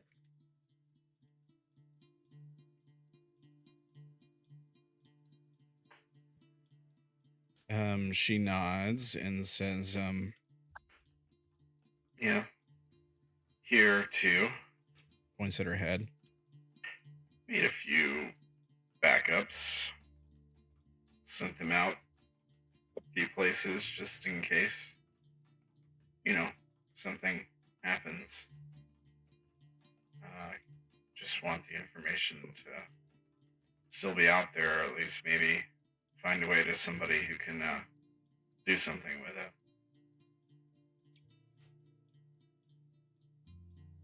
Is the flash drive protected in any way? I encrypted it best I could. But I mean, if it's got the full weight of the Assyrian Supremacy's military trying to crack it open, likely it'll just be a matter of time. So I'm just trying to keep it out of their hands for the time being. Can is there like a roll or something to know if we know who this is? Avril Levy Green. Avril Like Levy. didn't you say that at least some of us originally came from Asher? Yeah. All of us have spent a good time in Asher too. You can make a military operative. Wouldn't I have known this person in the first place if they were that high profile? well, you're more of an covert military operative, like for the Would Enki. I have known about Barum? Would you have known about Barum? Yeah, because if like everybody knows her face. Well, yeah, yeah. So I suppose it's possible, like maybe the bounty went out at a similar time you left. It could have been right after, or right before you left. So sure, I'll allow you a roll too. For anybody who's wanting to see if they know the this Avi guy, or if you know information about Barum, you can make like a history roll, I guess. And Would I do my sharp ears as in like keeping an ear out for information? Sure. Can I make an auto hypnosis skill for Dankby? How would it make sense? Explain how auto hypnosis would make sense. I'm not saying no. Remembering, it's like perfect recall, like being able to remember things Okay, that you've sure. heard. I'll allow it. Liz at least got a success. Yeah. I just did a straight roll. Narcissa got a success too. Wait, I have a memory titled Collective Memory. I assume I can use that to search through all of the collective's memories. Yep.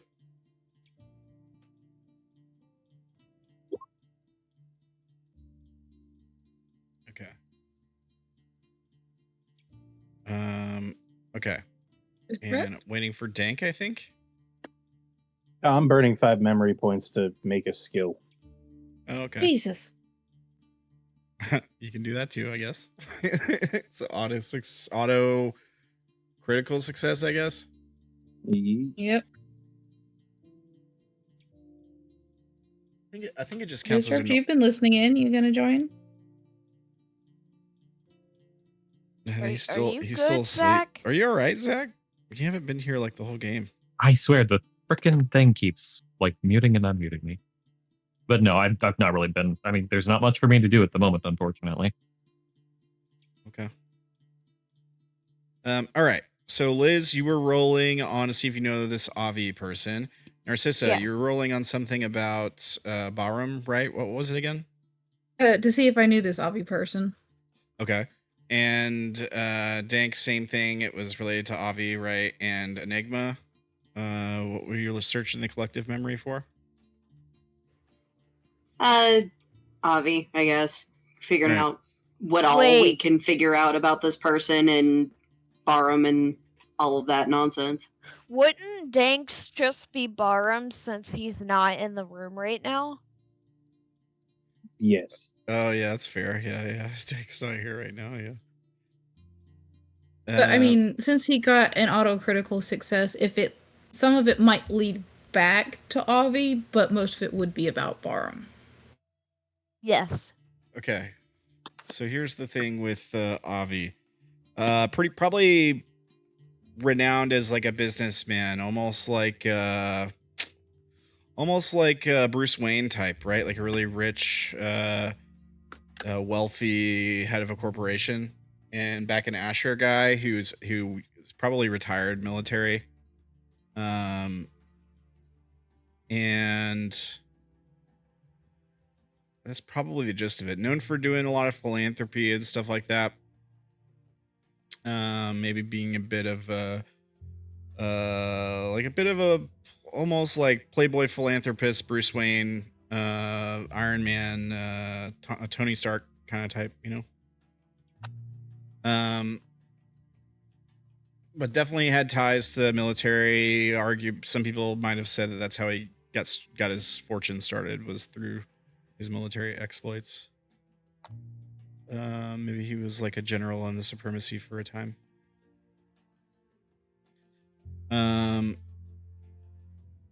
Dank rolling on on Barum. Yeah. I don't know why you would know much about Barum, to be honest. She's just like a normal person until stumbling on this memory. She was like a nobody. Well, I know the Yankee had to say about her, and why everyone's after her. Yeah, the Inky never really kept tabs on her. Oh, okay. So it's just the Ark who care, not really the Yankee. Yeah, this is more, the Inky aren't really involved in this. This is more like the Inky might have played a part in getting her branded a terrorist, I suppose. Like We have that. heard anything about that. Yeah, I mean, you might have heard that it was a setup, that they set her up for something that someone else did. Maybe an op that the Inky carried out themselves. Maybe even an op that you were involved in. Maybe. Yeah. Maybe you get a flash memory from auto hypnosis that comes back to you, a previously suppressed memory where you're watching a building explode in Asher. And Asher is like, the best way I can describe it is, I want to say it's like the Tokyo of the Nibiru world. Like it's like as urban and advanced as it gets. A lot of people live in Asher. Biggest settlement, biggest government. Aside from Nineveh, it's the most advanced tech around. There's a lot of corporatocracy going on there too. And sort of like the merging of the old Assyrian supremacy with this corporate power. And there's a lot of strings being pulled, different faction lines being drawn. Some of the corporations work against each other, compete with each other. And the Inky works in the shadows. They're known, their presence is known in Asher. Oh, we got a new journal page. I can't help. Creating that memory filled out my third page. I can't help but wonder how many tomorrows am I exchanging for a single yesterday. So yeah, maybe this op that you were involved in blowing up this tower, or maybe it wasn't you directly, but somebody on a team you were working with that actually did the exploding. But it was probably like the headquarters for this Avi guy that ended up getting exploded. And it was probably because maybe Inky, whatever she accessed to get whatever memory she's got of Avi's, maybe the Inky was keeping stuff there too. And once they had learned it was accessed, they demoed the tower just to prevent anything else from getting leaked. Yeah, I mean, killed a lot of people. Killed a lot of people. I mean, it's much more crowded in Asher than in Nataku. So like a building like that going down probably was a much bigger building too. Jesus. They might have had some really, really bad stuff stored there then. Oh yeah.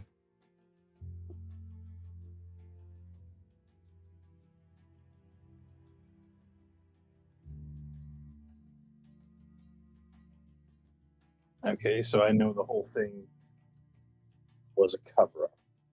Yeah, like you get a flash of memory of taking part in it. What's that like for you? Do you feel any kind of guilt knowing that you might have been part of like this terrorist op that killed a bunch of civilians? Oh my god, yeah, excessively. Yeah, so I think that'd probably be a stress check, yeah. Yeah. What would this stress check against? I'm thinking helplessness. Definitely wouldn't be unknown, or I guess it could be violence.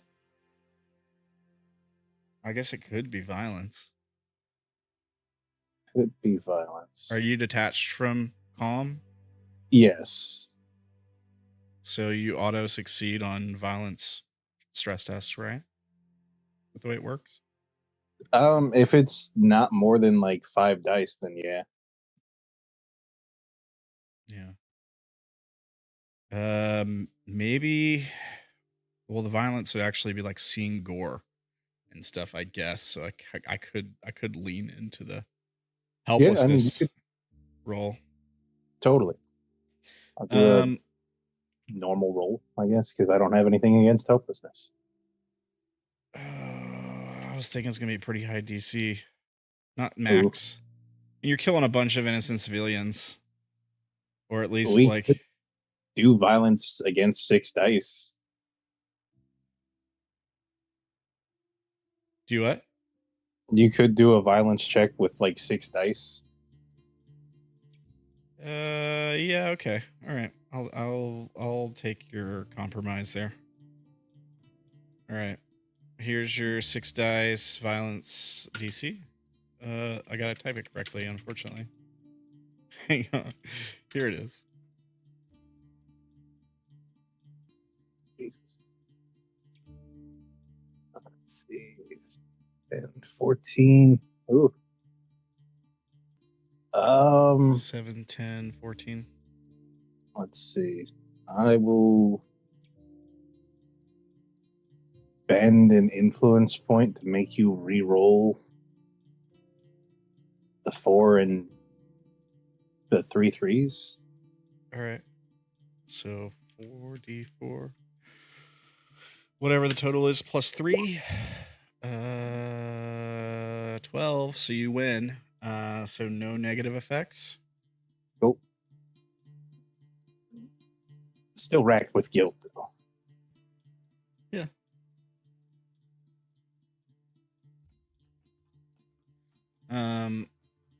Okay. Did I miss anybody there? Everybody else was checking for what they knew about Avi. Got the gist of it, I think. You see, did anybody get anything like critical? Savvy success from Enigma. Maybe I can give you a little bit more Enigma.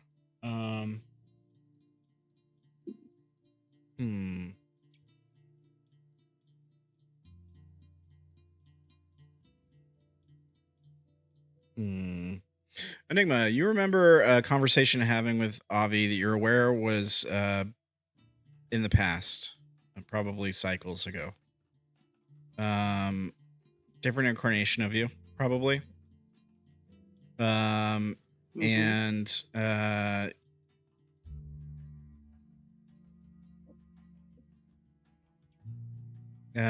he had been chasing you. And he caught up with you somewhere, only temporarily, but you managed to like lose him. But you were in the same room long enough to have a brief conversation. And he told you that the Inky were looking for you, basically. Oh, fun. He was like, he's basically like informing you that, yeah, like even if he doesn't bring you in, like the Inky will never stop. There's nowhere you'll be able to run.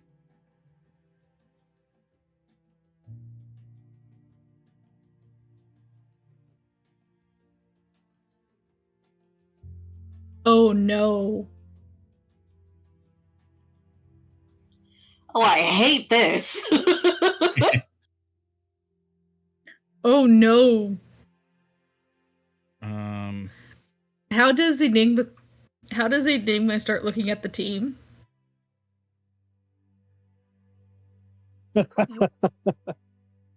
No, because remember, A-Team Narcissa admitted that her and Dink were ex-Dinky agents back in A-Team.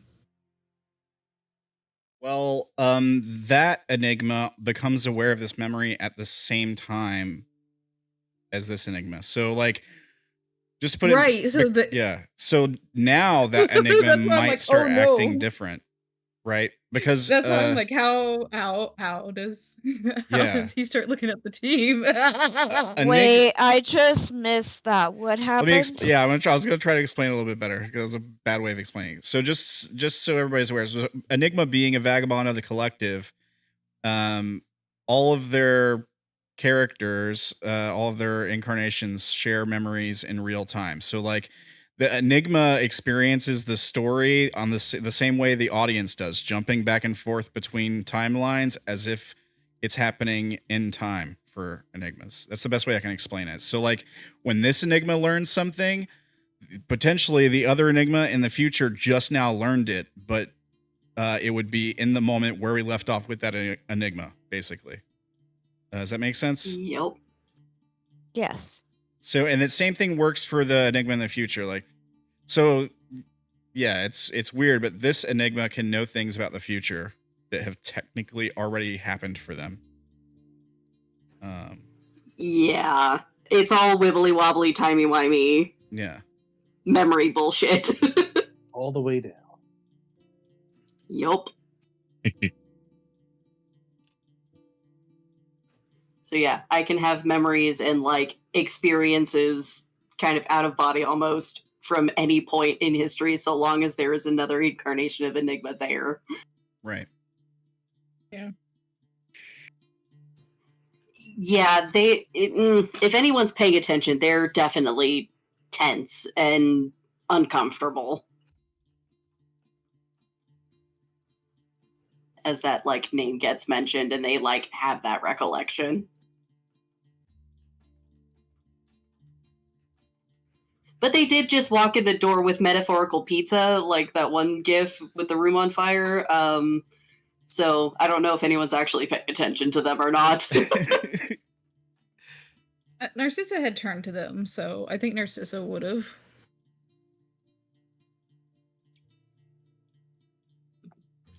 Yeah, that's the one.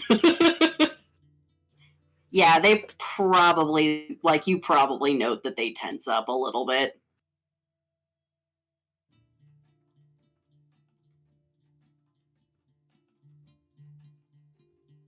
Well, isn't he lovely?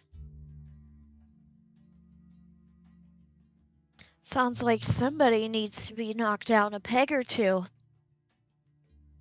He was knocked down a tower or two already.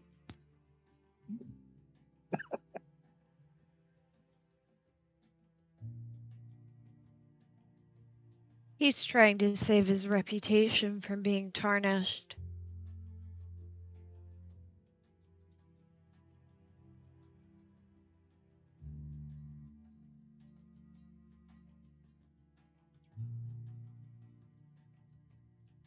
Dank's already gone off to the bridge, right? Yes. Yeah. Yup. How much longer do we got, guys? Well, I mean, Are we no Half an hour? morning. The latest I can go is 1 a.m. Eastern time. Okay. About half an hour. But that's like the absolute latest. Okay.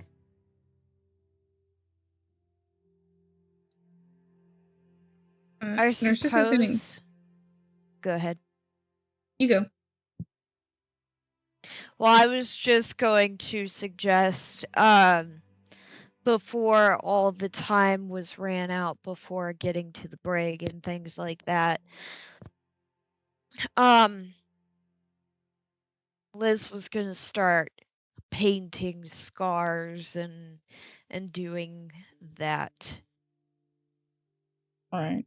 type of stuff, so that way we're set for that. I was gonna have Narcissa while she takes the die from Enigma if they're okay.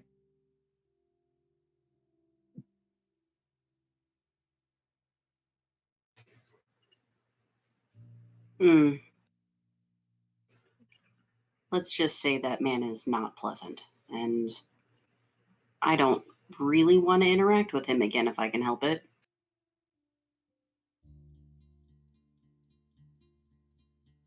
Most aren't.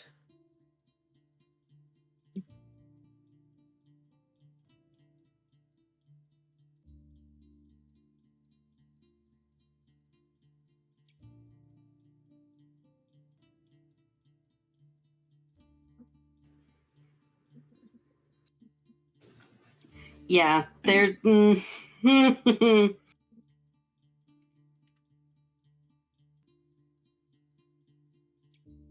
She's going to pat Enigma's head.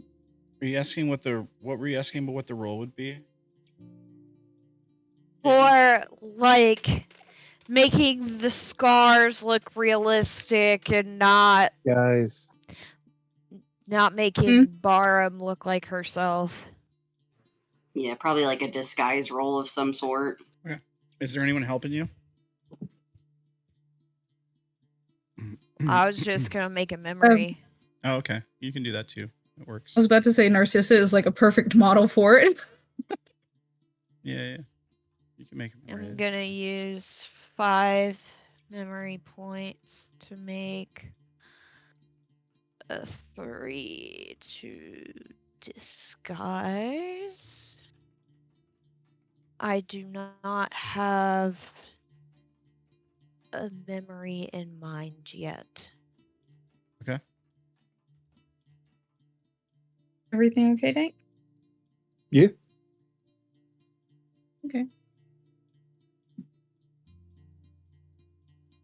All right. So y'all spend some time working on the disguise, or at least you do, Liz. While she's doing the makeup, Narcissa will change the color of her hair. All right. Was this going to be very kind of stern and be like, don't move? It's crucial that you stay still. We need this to look as real as possible.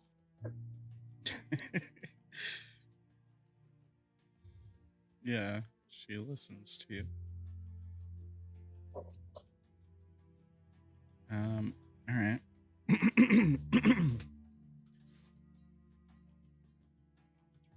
All right.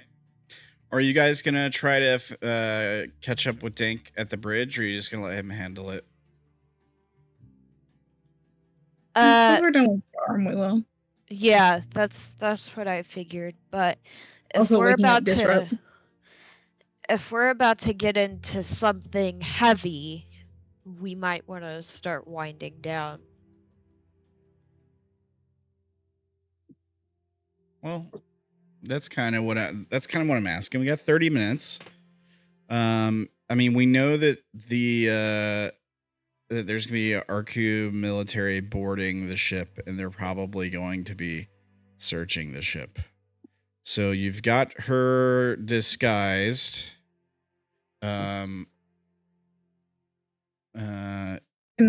Are you gonna try to hide her? Are you gonna bring her with you to the bridge? Like, what's the plan? Can I try to find a piece of cloth like what Enigma has to do the lower half of her face? Yeah, sure. I mean, you can cover up the lower half of her face with some cloth. So now she's got half of her face from the eye patch and half of her face, like from her nose down, covered up with cloth. Sure. I don't think you need to make a roll for that. I think the plan is to have her with us. Maybe. Okay.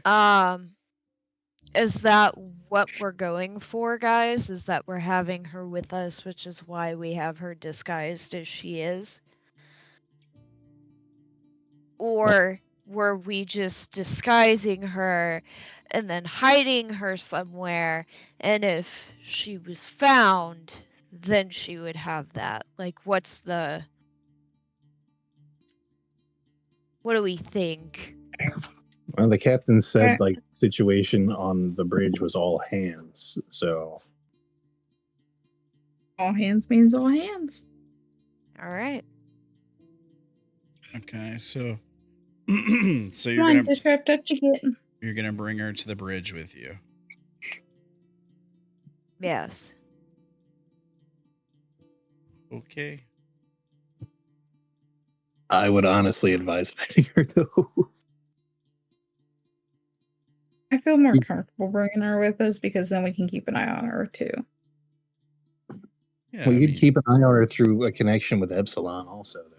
That also works. Wait, is Epsilon attached to her stab tracker? Nope. Epsilon's in the ship, though. So as long as she's in a part of the ship that, has camera access or microphones, Epsilon could keep an eye on her. But if they just try to eliminate her outright, we may not get there in time. Yes, but they would have to go further into the ship in order to do that. And the captain already suspects something might be weird with being boarded in the first place, with the way the conversation between me and him went. Thinking that it might end up in a firefight regardless. Because RQ or RQ. Right. They take what they want and they won't stop until they get what they want. That is the only thing I think that the RQ and the Inky have in common. What, the whole might makes right philosophy? Pretty much. Frank, did you warn us that he thinks there's going to be a fight, or did you just leave? I think I would have warned you, and it would have been kind of obvious that I was prepping for shit, as I would have had my machine gun in my hands. Can I look for something that could make like a cleaver? Looking for something that could make a cleaver. I mean, You're in a room with an industrial 3D printer. yeah, but it doesn't work. It's not working yet. Don't break that. It's not going to be up and running for a few more hours. Like a large sheet of metal. Yeah, I mean, you could make a investigation roll. I'm gonna make me a memory. All right. I was I'm gonna gonna make say me a either 3 to make it a +2. All right. Yes, I still have my stealth armor. Genius. Yeah, you're able to quickly find something that you can use as an improvised cleaver.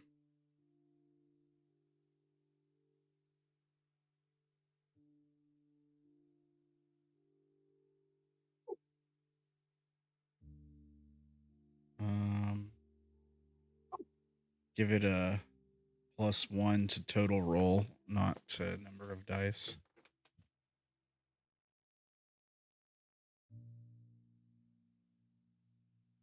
All right. And that fills up my page. So as she picks it up, her left hand, it splotches out, and you can see what looks like multiple sized handprints on it and pockmarks. Okay. All right. All right. And you just see her get this like look on her face, like you can tell she's not happy. And she pulls her hand up into her sleeve. Okay.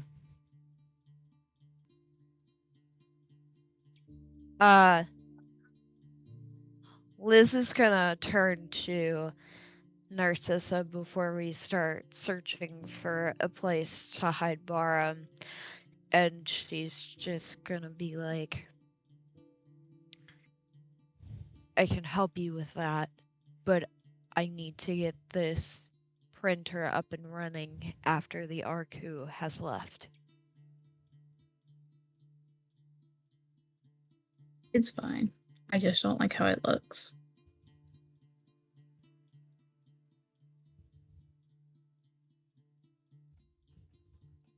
Let me do this for you. Stop being a pain in the ass.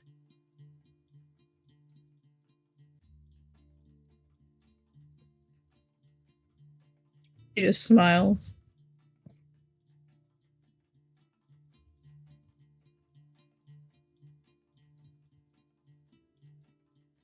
Alright, so ideas on where we want to hide Barum.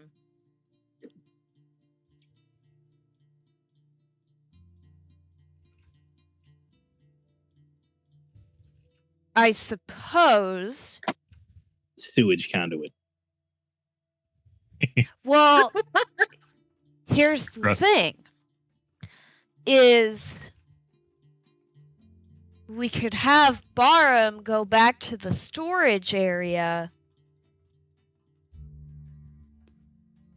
because that's where all the robots were. And that way if someone walks in there, we could well, before anyone walks in there, if Epsilon is intelligent enough, we can just tell Epsilon, hey, if someone walks into this room, give us a nudge. get your robots out and let us be aware or something like that. Yeah, but then that'd out Epsilon to the Arcu, and that would be a horrible thing to do. No, it wouldn't. Yeah. It would just be the robots. He could do the flying drones, and then they would just think it's the drones on the fritz. Because the flying drones are with the ship. This is true. That is true. But also, they wouldn't be able to find out what Epsilon was because the robots didn't really give it away. We just kind of pieced 2 and 2 together.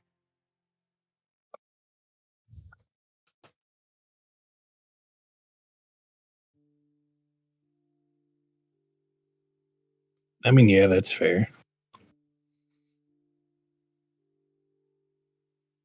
Maybe one of the bigger ones could be in the storage unit with her. That's what I thought. Because then they might think it's hers. Wouldn't Yeah. that still look like really suspicious? Everything we do is gonna make the Arcu suspicious. That's why I said just stick her in a sewage conduit. Nobody's gonna look in there.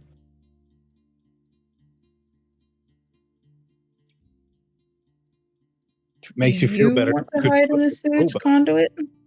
You could put a robot in the sewage conduit with her.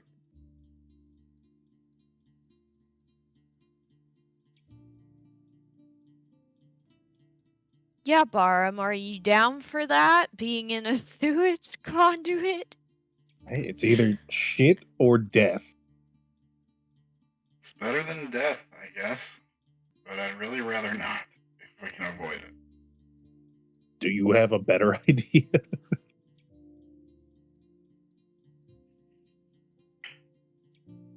Not really. I mean, better idea?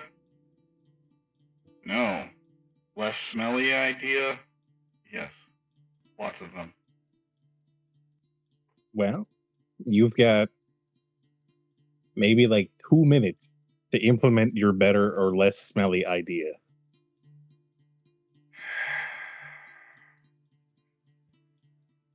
Fine. Point me towards this sewage conduit. Hey, at least you have a gas mask. Yeah, there you go. Ha ha. We'll get you a nice hot shower once this is over with. I've hidden in worse places. You'll be fine. Fantastic. Okay, so we're putting Barum in the plumbing. That's the idea? Like a wide section of pipe with shit in it? Yes.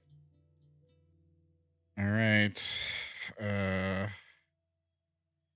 Barum, let's see how good you roll on stealth. Bloop.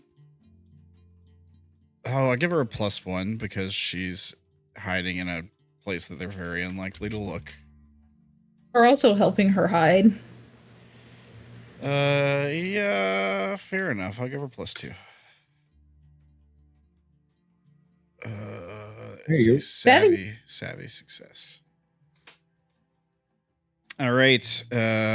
What would the DC be, just in case? 6 plus 7 is 13. Just in case.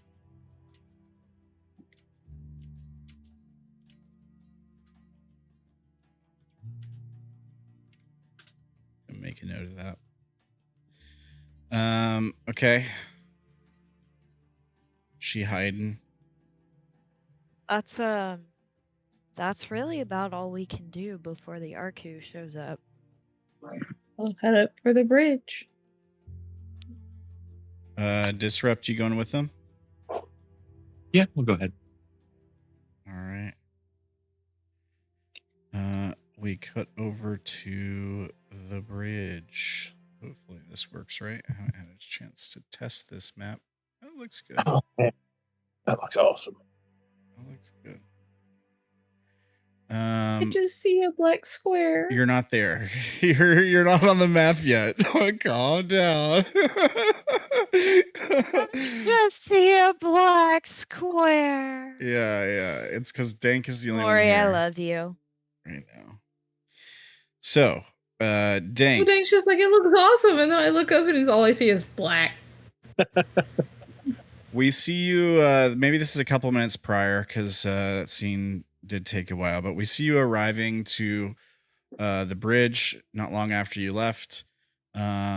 We see waiting on you Captain Ashara, Zleb, and Strayu, Lyra, the masked lady from before, standing over here. And I think this guy was on the tram, part of the team that rescued you too. And also like the head doctor is up here. Cool. There's also like several people at computers. Like most of them are like lightweight soldiers. I mean, most of them are basically like workers, but bridge workers probably, they're armed. They can probably handle themselves pretty decently. But most of them are like working on computers and looking at screens, reading sensors, that kind of thing, watching cameras. Okay. As the door opens and you enter, you see the main group in the center. They're all standing around their own various machines, displaying different stats as to what's going on the ship, power levels, that kind of thing. Most of them are probably have devices that like stuff that would focus towards their concentration, their role on the ship, basically. Okay.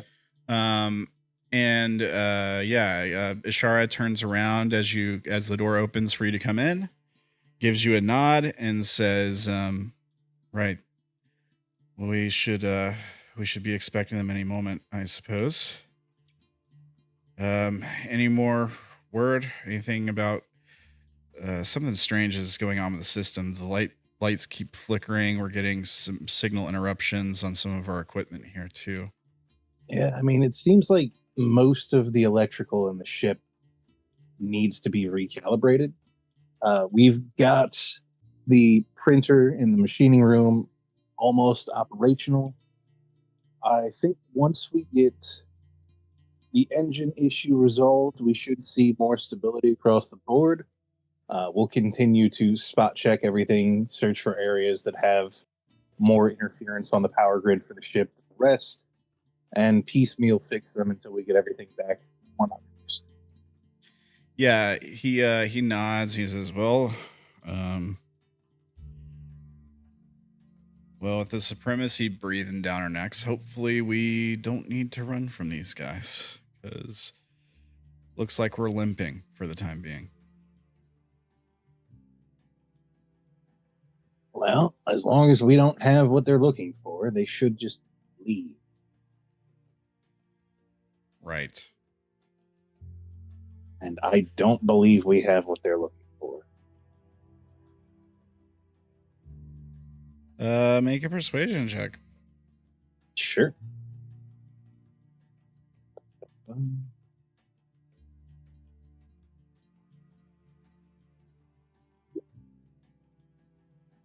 All right.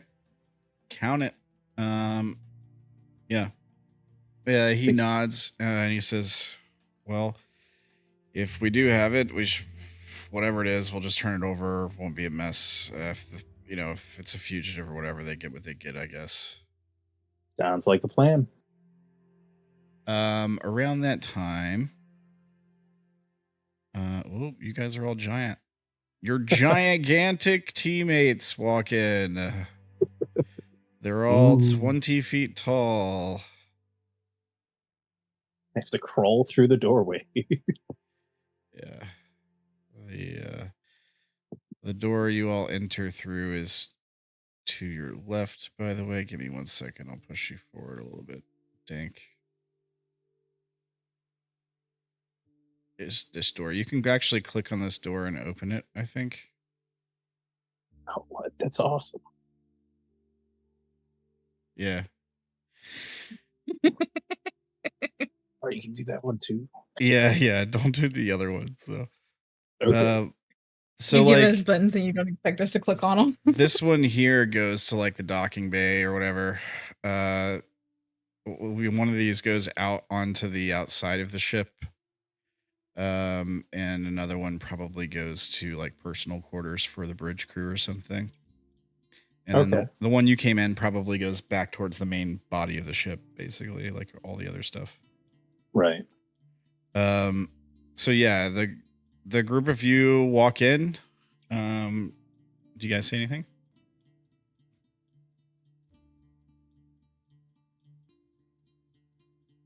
No.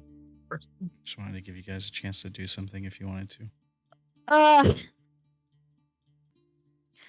She's gonna give a shit-eating grin to Lyra. Yeah, I thought you might do that. I literally, as he said Lyra's name, I almost searched up a gift of that bitch just to post in the chaos. And then just the most obnoxious wave. Yeah, you just get a from her. Yeah, we haven't seen her since she like threw you onto the platform or whatever, right? Yeah.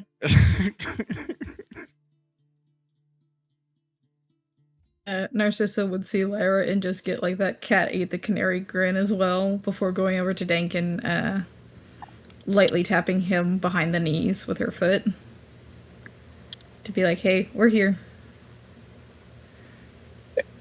Miles, like, assured, comforted by everybody else being here with him.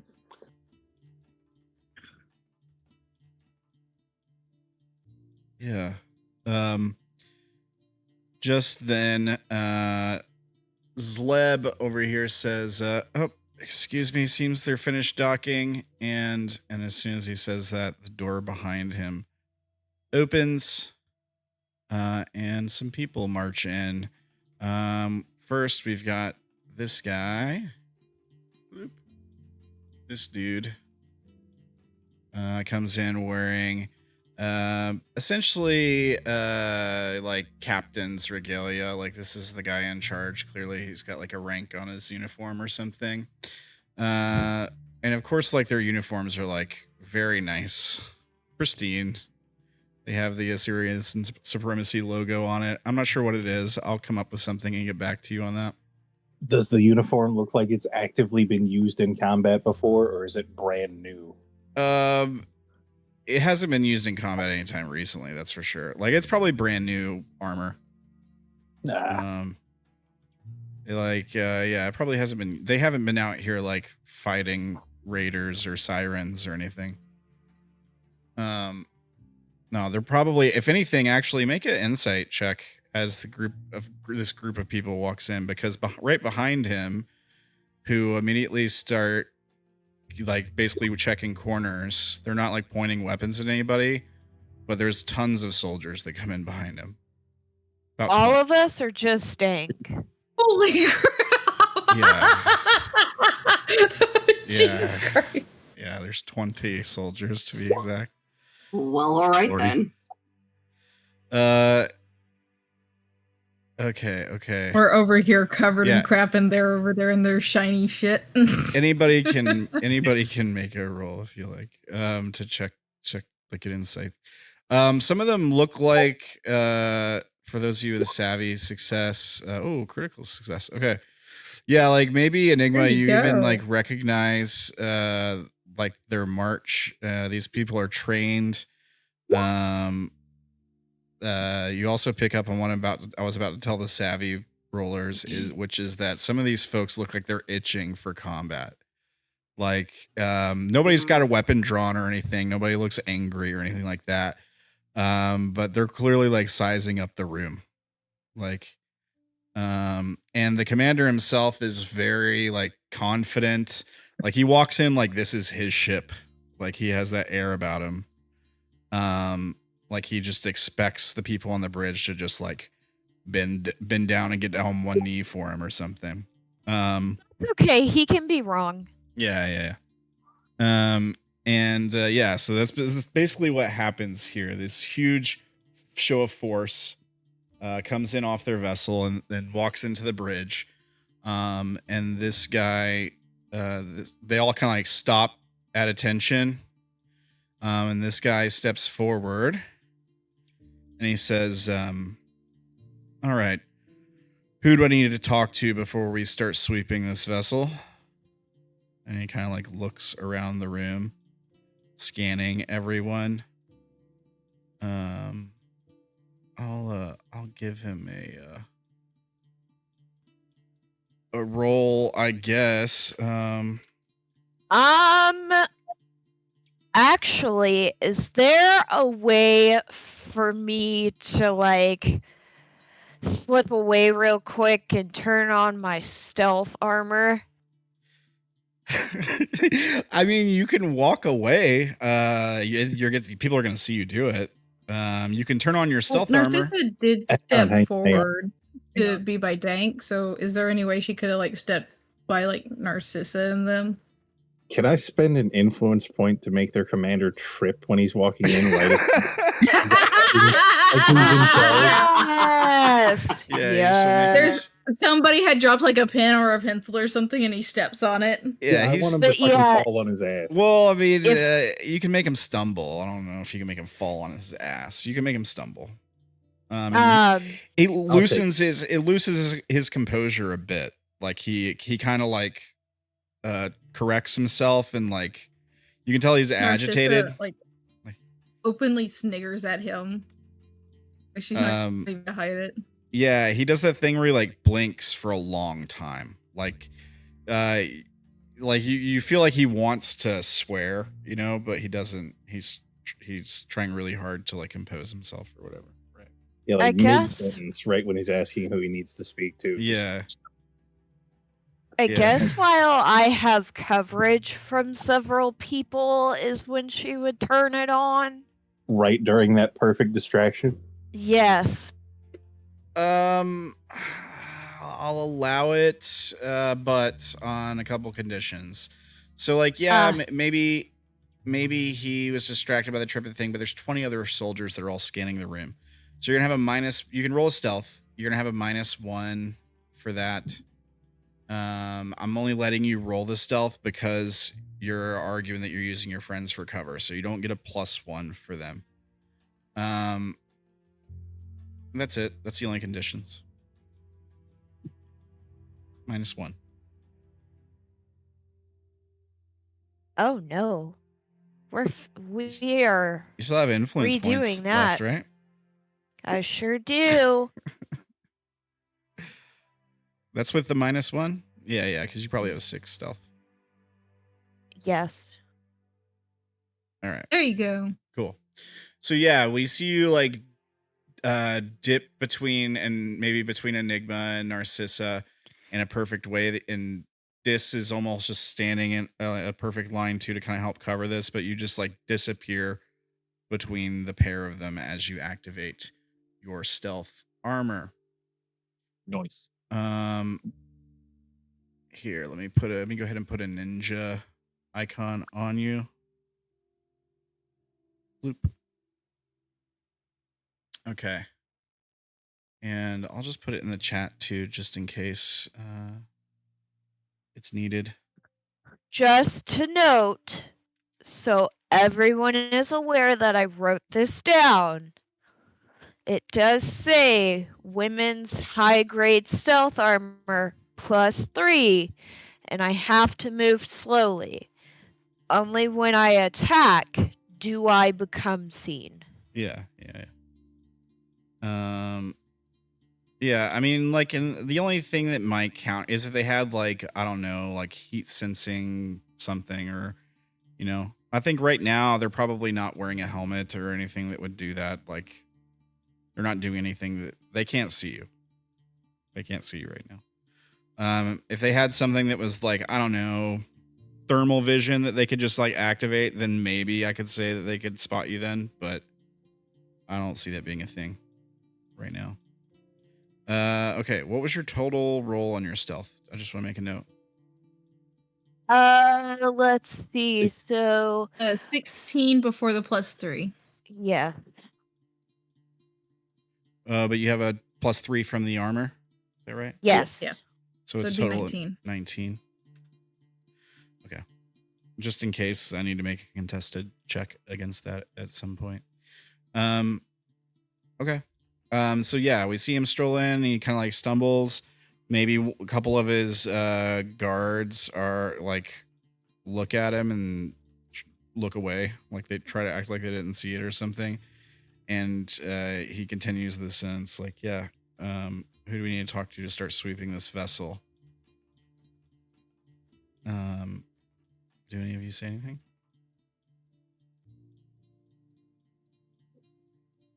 Maybe that's where we end the session. Yes. Yeah. Yeah, good work there. Narcissus is just watching this man with mild amusement. She You guys- isn't going to answer him for crap. What do you guys think of this map for the bridge? Did it turn out all right? I think it turned out Oh, pretty good. It's It dope. looks dope. Yeah. Yeah, I kind of like it. I enjoy it. Openable doors, fantastic. Yeah. It's the little things. That is right on. definitely. It's the little things. We want to click the buttons.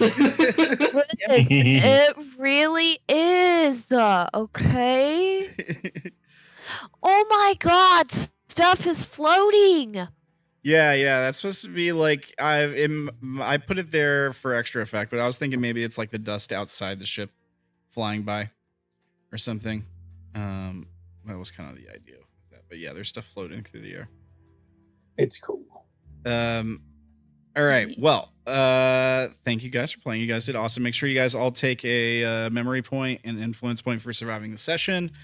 If you followed your beacon, make sure you apply your additional points for that. You guys all did very good today. Good job. Good job, everybody. Thank you guys for watching. We had a new face in the chat tonight, I think. So shout out to, is it Aomide Game? What's up? Thank you for joining us. I guess we'll do shout outs again. Guys, the Discord is free. It's public. You can jump in. You can see the chaos memes. You can ask lore questions. You can harass these folks about, I don't know, whatever they're doing.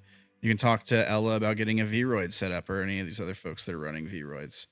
You can call me names if you want. I really don't care. But if you're watching on Twitch, here's the link here. If you're watching on YouTube, the link's in the description below. You can also head over to buymeacoffee.com/brokendank and make sure the party's murder hobo is all hyped up on NOS and stuff. Yes. Here is the link for that. You can also head over to twitter.com/sketchingspace and say hey to Gerbs and see art from the show and other stuff and drop a follow. All the Enigma goodness is there. You can also head over to Instagram, TikTok, Coffee, and x.com/AceOnesDesigns or AceOnes01 on X. Say hey to Joanne, who did the art for Cassidy and Narcissa.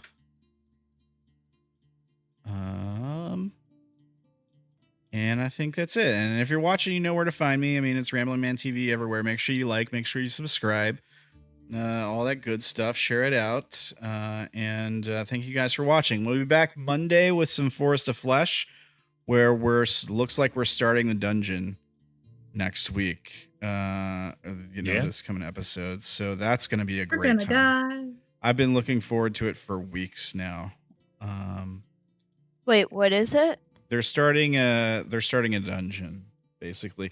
So they're what they're working on Force of Flesh is they're all enlightened souls from heaven who are stuck in the void. After the civil war in heaven breaks out, they're trying to find a way back. They know that the Prince of Madness, the demonic Prince of Madness, has a key, and they're breaking into his domain to try to get it, basically. This is the map that you showed me, right? That's the start of it, yeah. It's a dope fucking map, y'all. It's gonna be fun for I'm sure. scared. There's 11 characters going in, including the NPCs that the players are taking with them. So it's gonna be crazy. It's definitely the biggest like map project I've done on any D&D shows by far. But it's gonna be a good time. I'm looking forward to it. So tune in for that Monday. They'll be in there for a few sessions. So if you can't, I'm sure it'll be at least a couple sessions. So just a couple. Well, I'm sure we'll make it through. Yeah. I think you guys can make it through. I do. I mean, I think we definitely will. It's just, gonna be crazy. Yeah. And we'll be back next week with some more Broken. Woo! Next Wednesday, same time, 9 Central. We'll see you guys then. Anybody got anything? And remember? No, I was asleep most of the time. And remember, try to stay awake during games. And remember, Don't sleep during the montage or you might get Sharpie on the face. The Montague. Yeah.